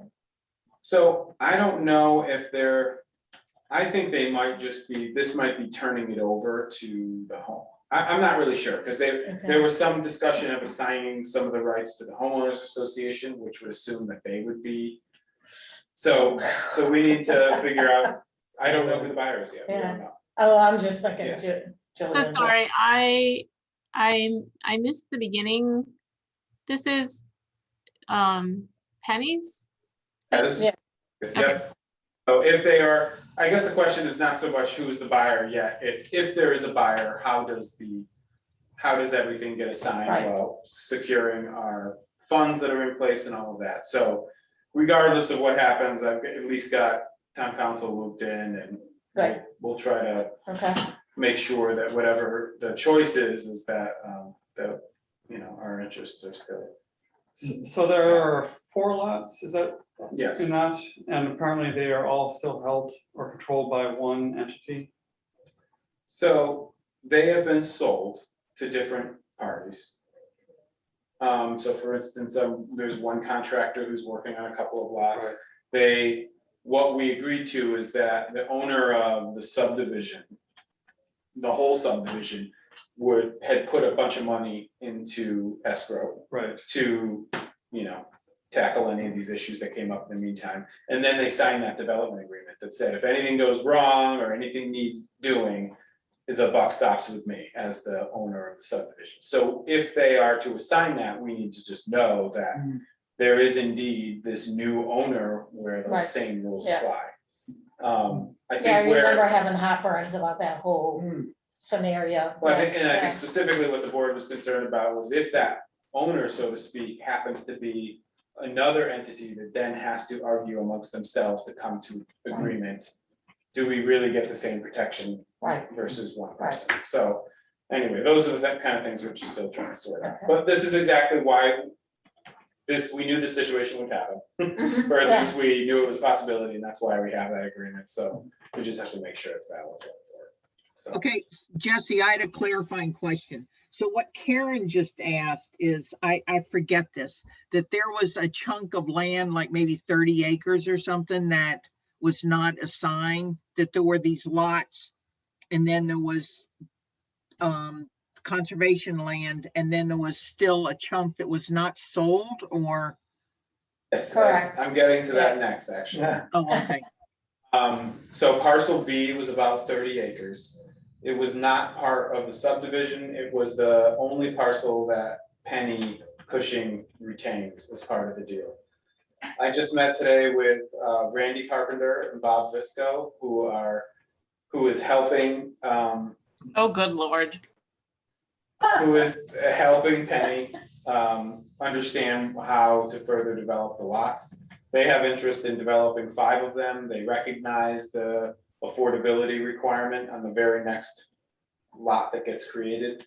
Them as real estate brokers or Real estate developers? brokers. Well, they're a little bit of both here. So let me explain to how this is. So they are trying to actually broker the property and be the real estate professionals involved. And they're interested in the 5 lots.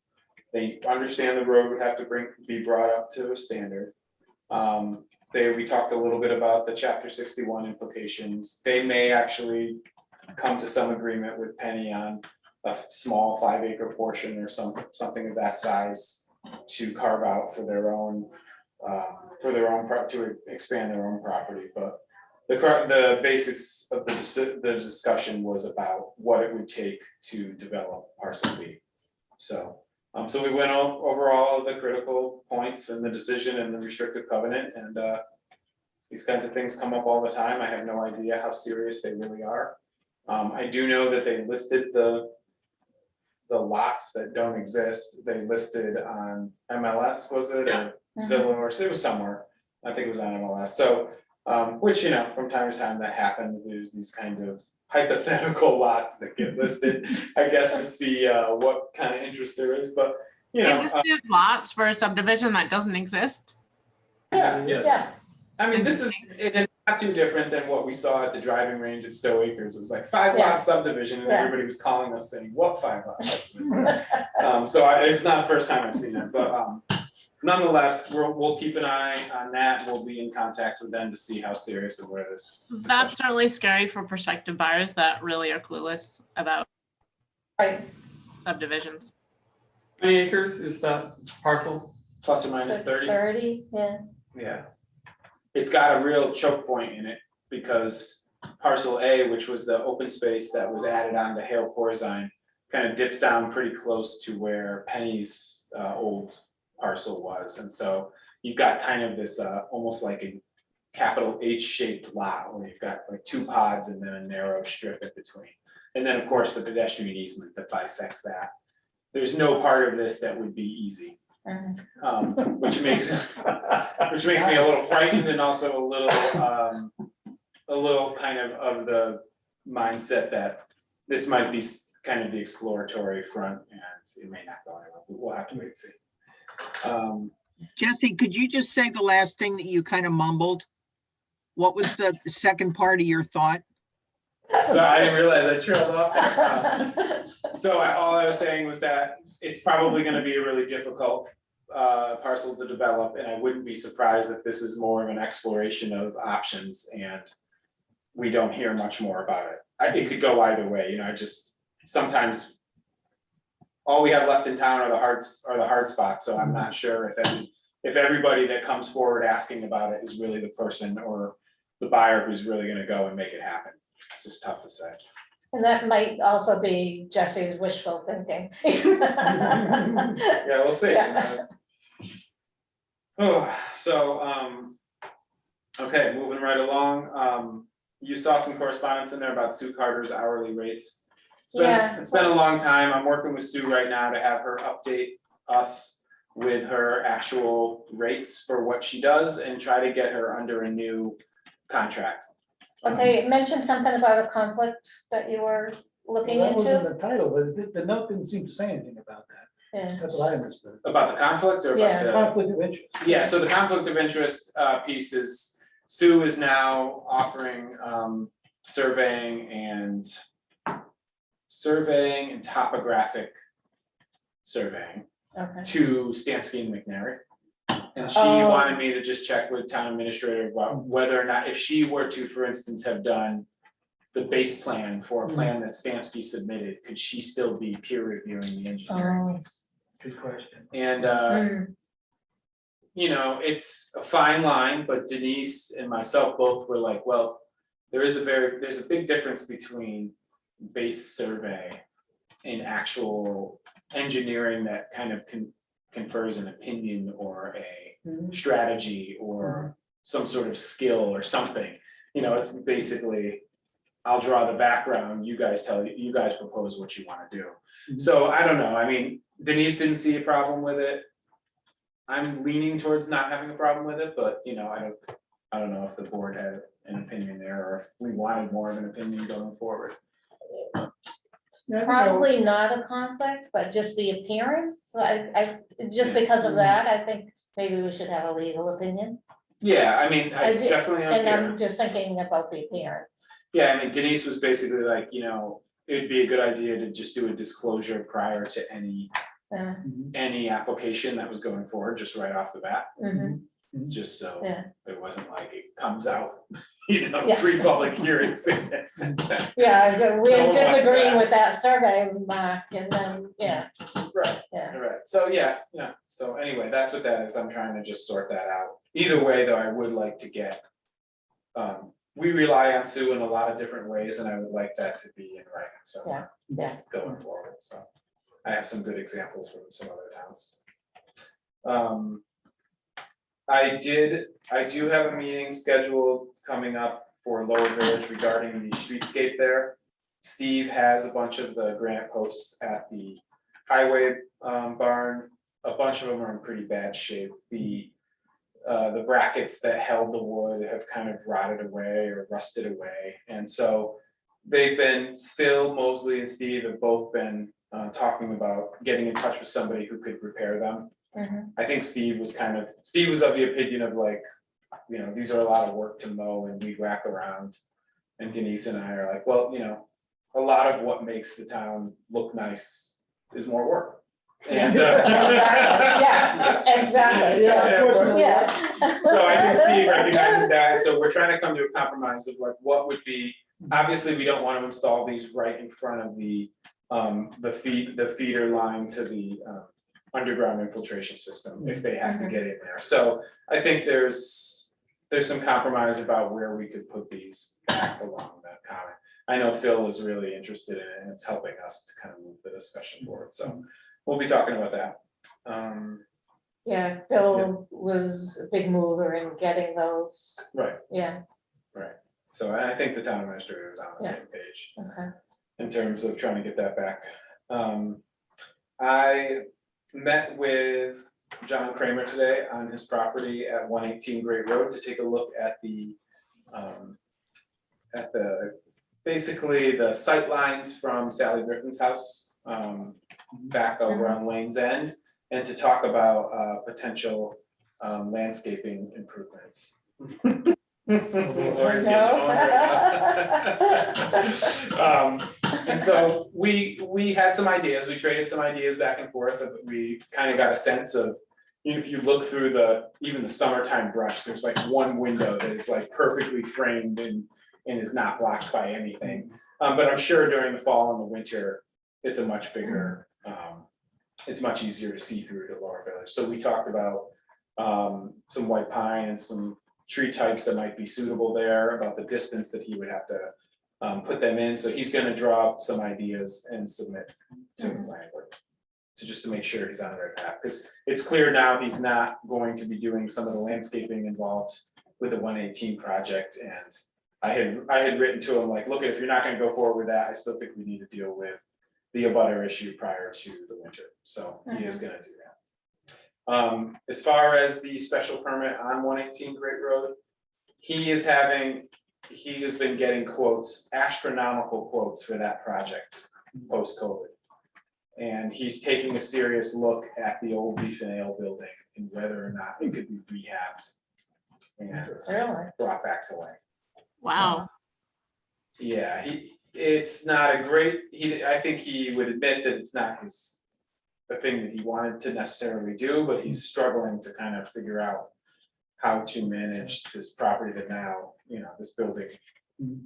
Just the costs for doing things right now are making things just unfeasible. So he's, nonetheless, he's trying to figure out what his options are, and he's just kind of toying with some different ideas. So perhaps when we talk about the landscaping, he can give us an update on his thoughts in that regard.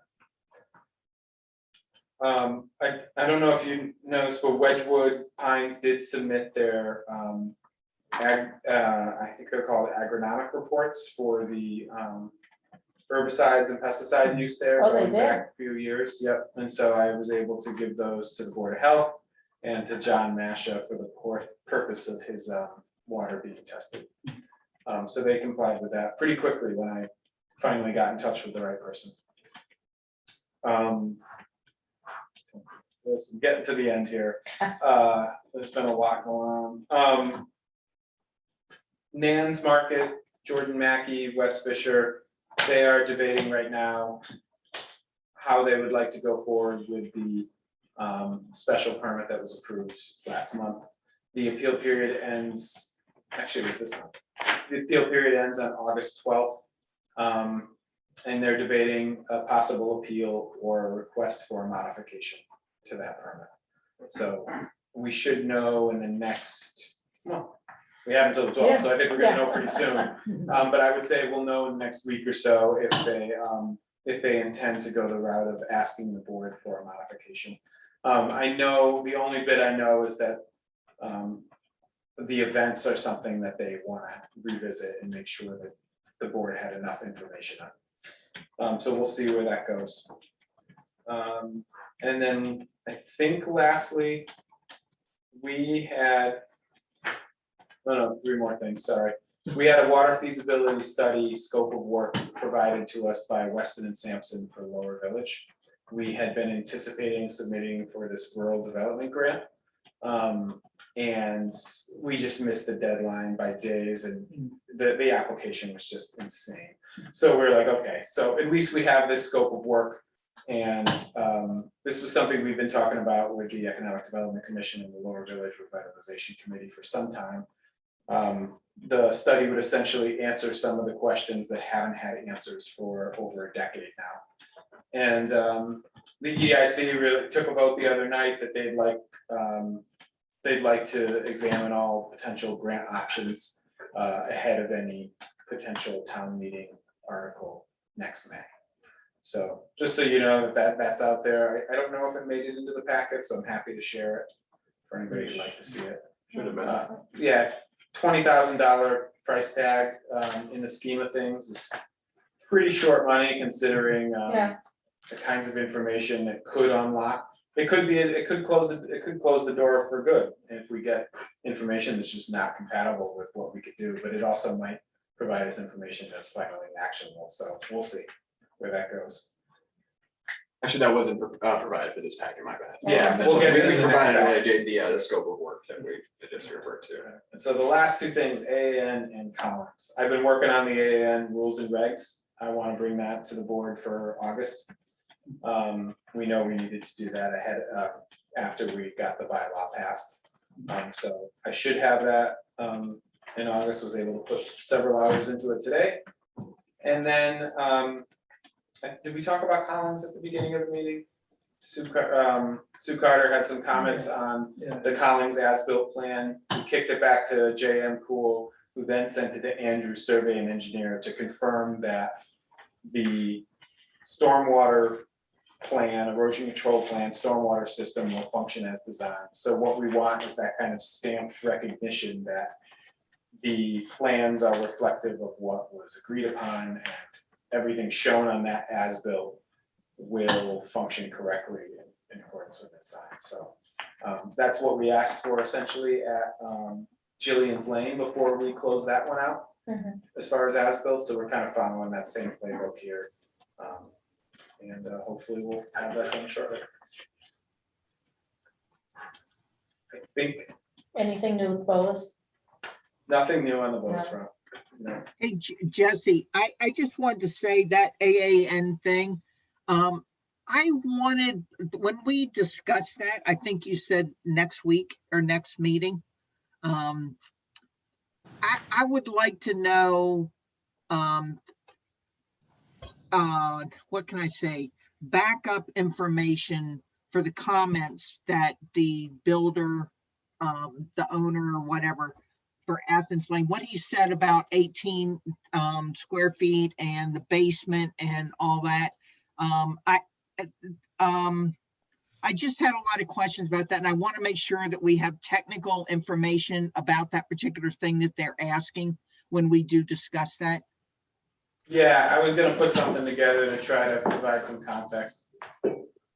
Seemed to me that was, yeah. that was more of an inconsistency in the two sections in that section, in that old bylaw that we put together, Yeah, on how to calculate that square footage. the difference between gross and livable. Yeah.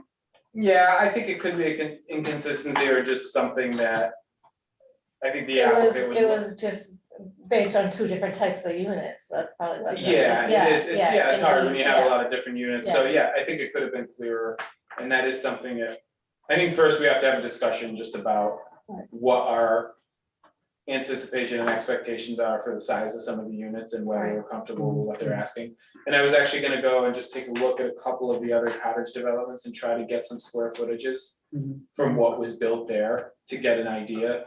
I think what we're trying, I've had a lot of discussions now with the developer, and they really, I really do believe they're earnest or genuine in the fact that they wanna make this work. They like the bylaw, they're willing to use it, they wanna make a marketable product. They had some comments that I thought were legitimate about the garages, but I do wanna see just some other examples from where this has been done, Right. just before we make a decision on the. Yeah, is it unit typical to sizes. have two-car garages and those, So basically, I know everybody wants garages. but- yeah, I mean, Bruce was just saying that he believes the units would be far more marketable because they're obviously going to be, especially with this kind of over 55 bent to it. He's like, you're gonna be seeing a lot of just couples. And he's just like, you know, when they see that one single car garage and then the other one outdoors that they have to clean snow off of, like, he's like, I get that you're trying to keep impervious surfaces down and all of that stuff. He's like, but as far as the market goes, these. Right. And that's assuming that people are gonna want to have two cars. Why should we assume that people are gonna have two cars? If somebody's 55 and older, they should be sharing a car.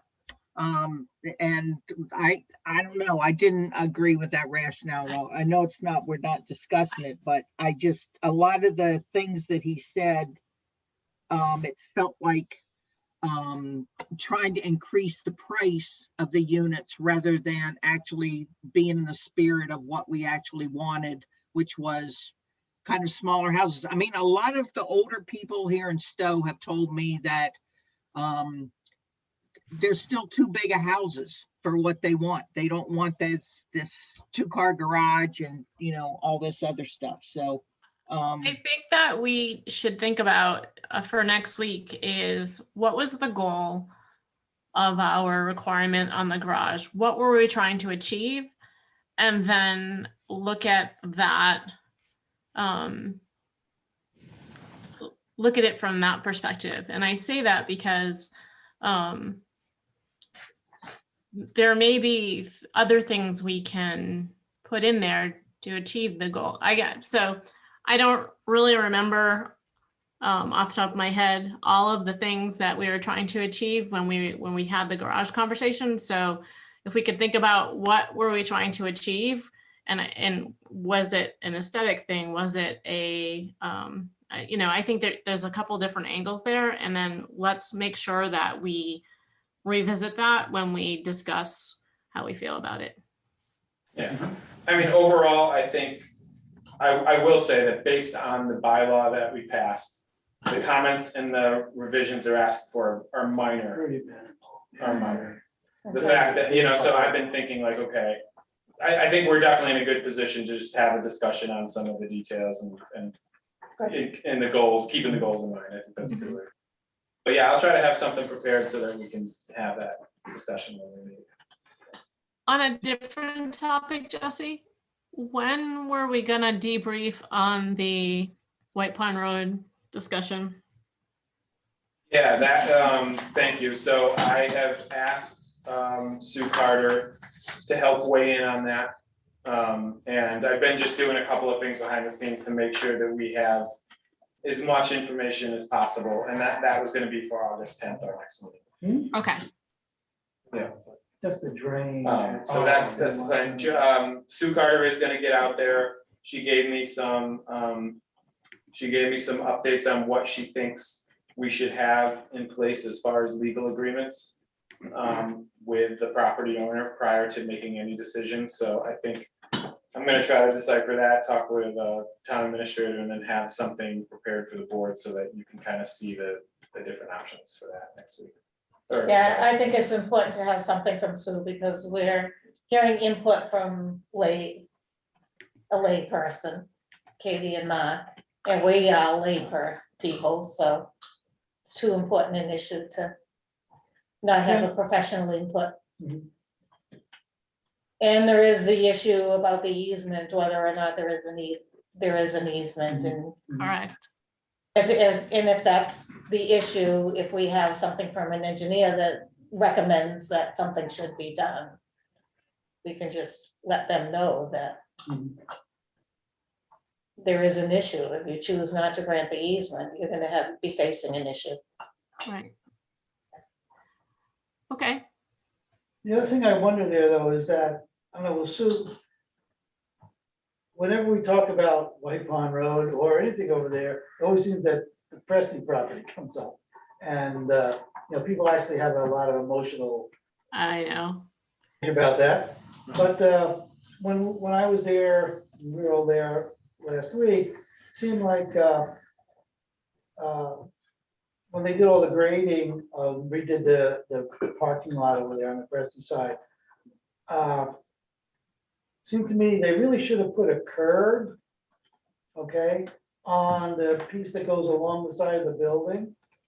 Because it is graded down towards, so the water goes out, but there's no stop there. So if that overflows, that's where additional water could go across the property line into White Pond. So I don't know if Sue might consider that as part of the whole solution there. But right now, it certainly looks like that the way the grading is, right? The drain, even the existing drain is above the level of the property on White Pond Road. So that drain isn't gonna do anything for the water that's on that property. So I think there's two things that are just important to consider. So the first is that we did actually look at a curb in that location, and Green didn't think that the curb would work because, well, Green thought that it would be more efficient to actually go chase the grade back up the property a little bit and regrade it so that everything got pushed out to that curb, rather than doing just putting the curb in, because Yeah, even the curb curb, wouldn't have been enough. even the curb was still below grade Yeah. for where the Yeah. water was coming. So anyway, I do think that the grading, I think Katie has said herself that the grading actually did resolve the Yeah. issue She of the did say water that. coming off. She did say that. Now, and I explained this to Sue earlier today, yes, the White Pond grade, the area drain is higher than let's say the low point in her lawn. Mhm. Because if you recall, the purpose of that drain was that water or snow was getting stacked on the property line. It was draining, it was getting caught behind the sidewalk, and then it was kind of, there's a swale that would catch it and bring it to that area drain. So the whole purpose was not to allow it to get to the low point in her yard. Right. Which is what it is, it seems counterintuitive when you look at it, you're like, why is the drain at the high Yeah. point? But Yeah. that was the purpose of it, and Right. so one of the core questions is, has something there changed that if we were to cap, if that drain were to be capped and snow were to be stored on the property line, what has changed to make it so that it won't just do what it always has done? That's what my concern is, And and that's why And that's what I've asked Sue. it's, to to have do. a Sue there, yeah. So, and you know, I just want her to take a look at it with that kind of thing in mind, because what I don't want to have happen, both for the property owner and for the board, is for the issue to show up Next again year, we have after a- we. Exactly, Right, yeah. Yeah, so we can take the cap on and put it back. Yeah, Yeah. So I just want to make sure that whatever solution it is, it's the last one. Mhm. So, anyway, so yeah, Well, so it's gonna be well, August 10th. I would certainly say that I would much rather see us cap it than take it out, because it seems like, given that we paid to put it in, I hate to pay, I'm assuming it's contingent, it would be more money to take it out, and that doesn't really make sense to me. And that's what Katie and Mark were recommending, capping it, not taking it out, right? Yeah, I mean, At this it's point, Sue, but- the way, even before, you know, Sue hasn't put all of her comments in or anything in writing yet, but just my discussion with her is like, it would definitely be, there's no sense in taking it out. Mhm. You can just cap it. That's that. Yeah. Yeah, so. Yeah. That's that. All right. So next on our list is Joanne Drive lot releases. I know we had some correspondence regarding Joanne Drive. Information that, We have. yeah, I saw that in the packet. Yep, we have a funded escrow account. Mhm. The attorney confirmed for Chuck Black.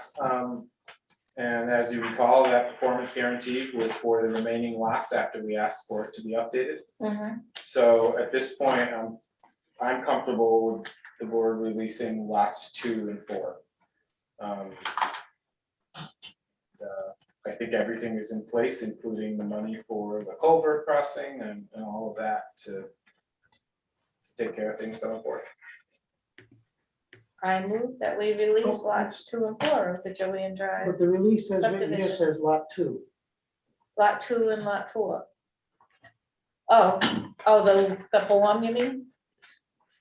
Oh, yeah, I'll Form. update the That forms. says lot 2. Yeah, I just didn't include the lot 4 form, Okay. but it's Yeah. something that I guess I would have that we do the vote to authorize and then the vote to have perhaps Karen sign. And I'll put together the lot 4 form Okay. as well. I just put it in there as an example of what they would be. Sorry, go ahead. No, that's it, that's all I have. Okay. So Karen, you Jesse, think the motion? Jesse, are you gonna get us the information about radon? Yeah, I made note of that. Yep. Okay, thanks. But yeah, I moved that we release lots 2 and 4 of the Joanne Drive Okay. Second. subdivision. All right, any discussion or comment? No. Sorry. Not a one. If not, we'll do roll call vote. So John, Aye. Karen, I, Nancy, Aye. Meg, Aye. and I. All right, and lastly, on the list was debriefing around the energy efficiency presentation. And I know we recorded it for those who weren't here as well. So I guess I'll open it up to the board for just comment, reaction. It was fabulous. Yeah, I think one thing is, we probably need their help to talk to some of the developers at the right times, and of course, early in the process, to motivate them to understand why this might be the right way to go. I mean, definitely, I thought education was key. You know, some of the successes they were touting, it just seemed like there were some benefits for the developers. And so it just seems like if we could just create some sort of educational material so that they can see that it's not just about, you know, things that the town wants, that it's actually will serve them as well. I think that is the key to sort of getting those things out there. Do you think they would help us in putting together some kind of educational material that we can pass on to developers as they come in? Yeah, yes, I Yeah. do. I think we could, yes, I do. We could figure that Yeah. out. Well, But, I yeah. was wondering if they could, because I know you have a lot on your plate. Yeah, I They could mean, help us anyway. yeah, either that or they may know where we could go We could to find it, borrow yeah. from. Right. And are there any example bylaws or regulations as far as zoning of That's subdivisions? what I was gonna ask. Newton? Although Newton, you're claiming about how large structures or multiple apartment units are special permits, so they automatically have to deal with them if they want to build a okay. big building. I mean, it would be interesting to know if they have seen or work with anyone that has put something hard and fast in their rules and regs. So just in the little bit that we've kind of talked this out, I mean, I'm talking with town council, I talked with John about this and he was comfortable with the board, including some requirements around energy efficiency in the regs. You know, provided that it wasn't, you know, specific. That's exactly. So I think the rules and regs need to stick with what you're trying to achieve, and it can give examples of some methods of achieving those. You know, and then other towns had some success with requiring the developer to provide buyers the option to opt into a. So I think what we heard was that, this is to me, one of the most compelling parts was that the public is not really understanding what's about to happen. And they are buying homes not knowing that they are buying a responsibility and obligation that may be beyond their purse strings 10 years from now. And so I think part of the important thing was, that I like the idea of is having some educational materials for the buyers and requiring somehow that those folks that are gonna buy one of these units get those materials and then have the option of upgrading at the time they purchase. I mean, I like both, right? I do think, and it's different perspective of the materials needed. Buyers need to be educated on what's coming and how that could impact them as a homeowner. Developers need to be educated as to how what's coming, how they can turn that into their own benefit, both from a marketing and profitability standpoint. Real estate agents too. Yeah. You know, and if we think of just like how Regency was developed and sold, they were not building a unit and then finding a buyer. I mean, they had tens of those units sold. Right. Right, in just exactly. concept form, so they could have easily worked in energy efficiency out of those construction plans. Yes.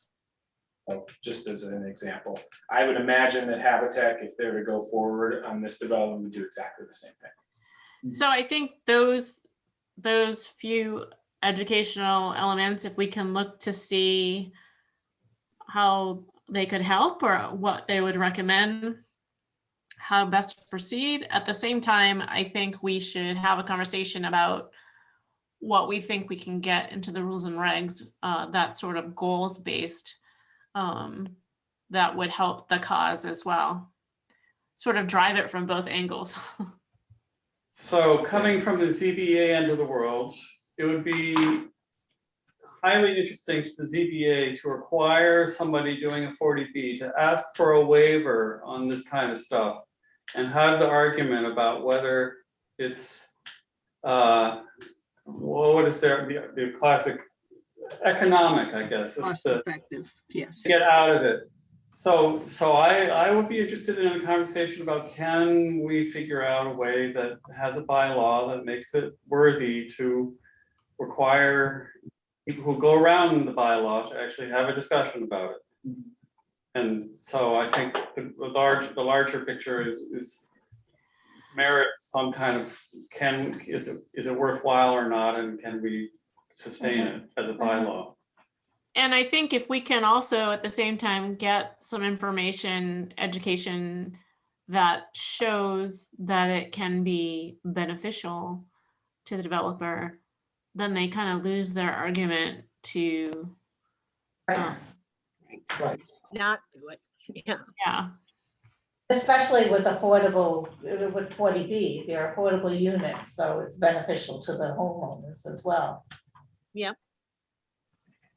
You know, I spent about an hour last Tuesday talking with Greg Troxel, who is out of work right now, who is just has a very down to earth. His dad was he grew up thinking about these things. His dad was a professor of electrical engineering, and he's just he lives and breathes all this new stuff and new gadgets and lighting and everything. And I think that he would be a wonderful person to have a really common sense, down to earth, educational perspective on how this could be implemented in the town.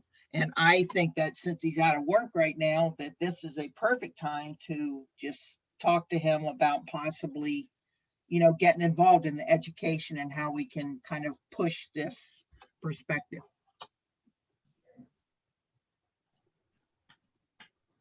To be our marketing person.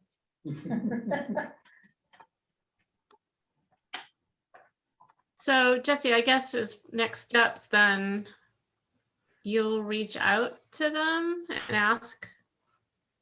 Yeah, I mean, I would like to just kind of summarize these thoughts, kick it to them. Hey, what could we do on some of these things to get moving? What examples do you know that's out there? Where would be good places to start? All of that kind of stuff, and just basically get a conversation going. See if we can't find some logical next steps on some of this. Okay. A feeling that they'd be happy to help out. I think they'll be excited that know that somebody, we're yeah, interested, yeah. My guess is that, this is gonna be the typical kind of thing where we break it down between easy stuff to go after in the beginning and then the harder stuff. So some of the educational materials being first, followed by policies, rules and regs, things of that nature. But, to the degree we can do some of that in tandem, we'll try. So in terms of the new group or committee they were pushing multiple times, can we just get more information of what the makeup of that group is and what their sort of mission is? Yes. Yeah. Yeah, okay. There was that other one too, the something accelerator. So yeah, there were a couple things. One was in town and the other was sort of across towns. In town one, sure. Yeah. So I think if we could just get a summary of those, we can have a discussion about it. Okay. I believe that was a select board. Did they vote on the creation of that at their prior meeting? I just gotta find like the charge and the. Right, that's what, yeah, we can find the Yeah, and everything in this. I'll figure that out for you, yep. So Megan, Nancy, that meeting was recorded and it was a very good presentation if you hadn't seen it yet. Yeah, I can send a link Yeah. if you'd like to see it. Isn't it on the website? Because I still have to see it too. The slides are, but the actual meeting, it would be worthwhile, I The think. recording isn't on the website. Oh, okay. I would love to see that as well. Yep.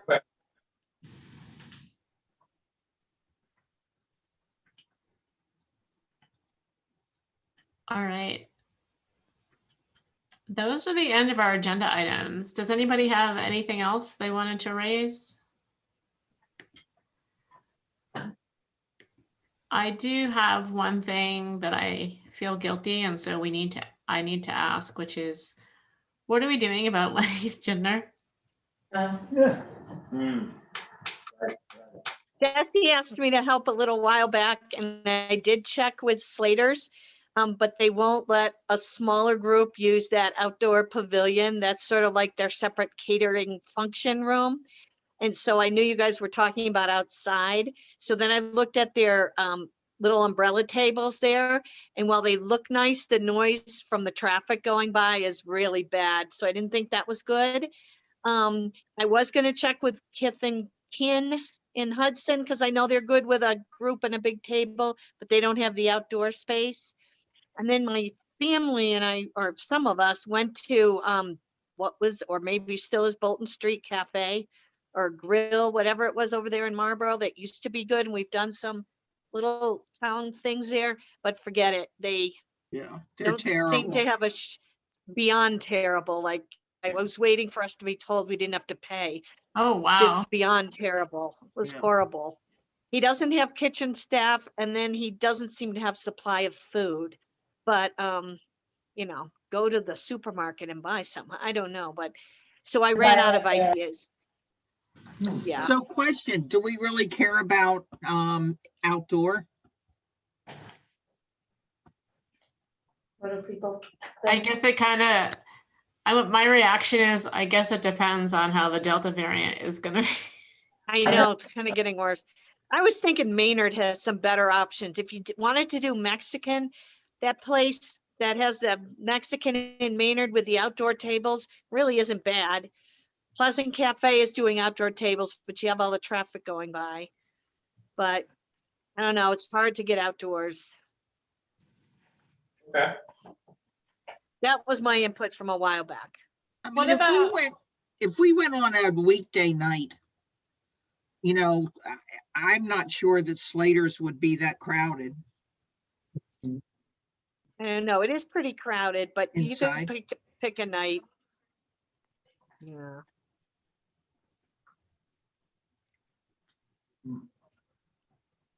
Okay, What Well, about, go ahead. I thought Neshoba allowed you to book one of their picnic tables. It is something like that. I know some kids that work there, they've been booked to capacity from what I've heard. What Just, about asking Nancy's Cafe to put a nice table outside and you guys do it there? Have you eaten there recently No. during the COVID? No. No. Yeah. Okay. Wow. Yeah, I don't want to say anything bad, but I really do not want to pay for food there. I know I that think it's, Karen needs to do a cookout in her yard. Me? You wouldn't fit, I small. I know, it's hard. Hey, okay. we're eating at Dairy Queen in Idaho here. There's not many options. Well, certainly, thank you, Nancy, for all that Let's see if we can, attempt and work, Not much. considering you don't plan to go. So maybe we can just put our heads together and see if anybody else has any thoughts at our next meeting. okay, let me Bring see, potluck to the community park pavilion. To be honest, you can even plug in crock pots there, only because I know I've done team dinners there. You can sit at a nice picnic table under that pavilion and everyone bring potluck. The funny thing is Lenny could walk there. Yeah. Yes, he could. And you could We say can that's have why it he at, did that. we can have it at Lenny's house in one of the abandoned cars. Invite Carol McCary. Remember that? She wanted those cars out of there. I don't think we should have it in Lenny's house. Thank you. No. All right, you guys. I've got a starving kid here. Are we Yeah, almost done? go Me beyond too. vacation. Thanks for joining us on your vacation. Yeah, That's fine. okay. We've put 3,000 miles on the car driving out here. Oh my God, you drove out there? Oh, yes, we did. In 2 days, 860 miles each day got us to, was it Nebraska, Colorado? I forget. We've been to the huge championship rodeo in Cheyenne, Wyoming. Today we are, I don't know where we are. We're in Idaho, but we go to Jackson and we did Grand Teton all day today. Now we have 2 days in Yellowstone. We're going to Montana. We're driving to South Dakota, seeing all that stuff. we're coming back, going to Iowa to the Field of Dreams baseball field because that's our family. And Oh, then wow.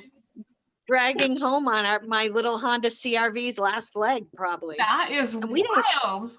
Wow. Yeah, because you know what? We just don't know what lays ahead. So you got to do things. We've done everything That's Wow, awesome. that's very cool. with only one kid, young adult. So it's wonderful.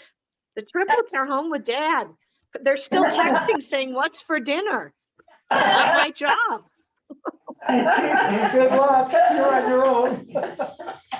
I know. So my daughter said, "We're only 2 states away from the Pacific. We can do it." I said, "No, we're not doing that." So That's All a right. trip she won't forget. yeah, it's fun. All right, we gotta go. Okay. Bye. Bye, everyone. Bye. Good Thanks, everybody. So can I make the motion to adjourn? Sure, go ahead, Second. All right. we're done. All right, so do I make it? Okay, I make the motion that we adjourn. Karen, go. All in favor? We lost our All right. ship. We don't even have a comment for so. Yeah. Okay, bye. Bye. Take care.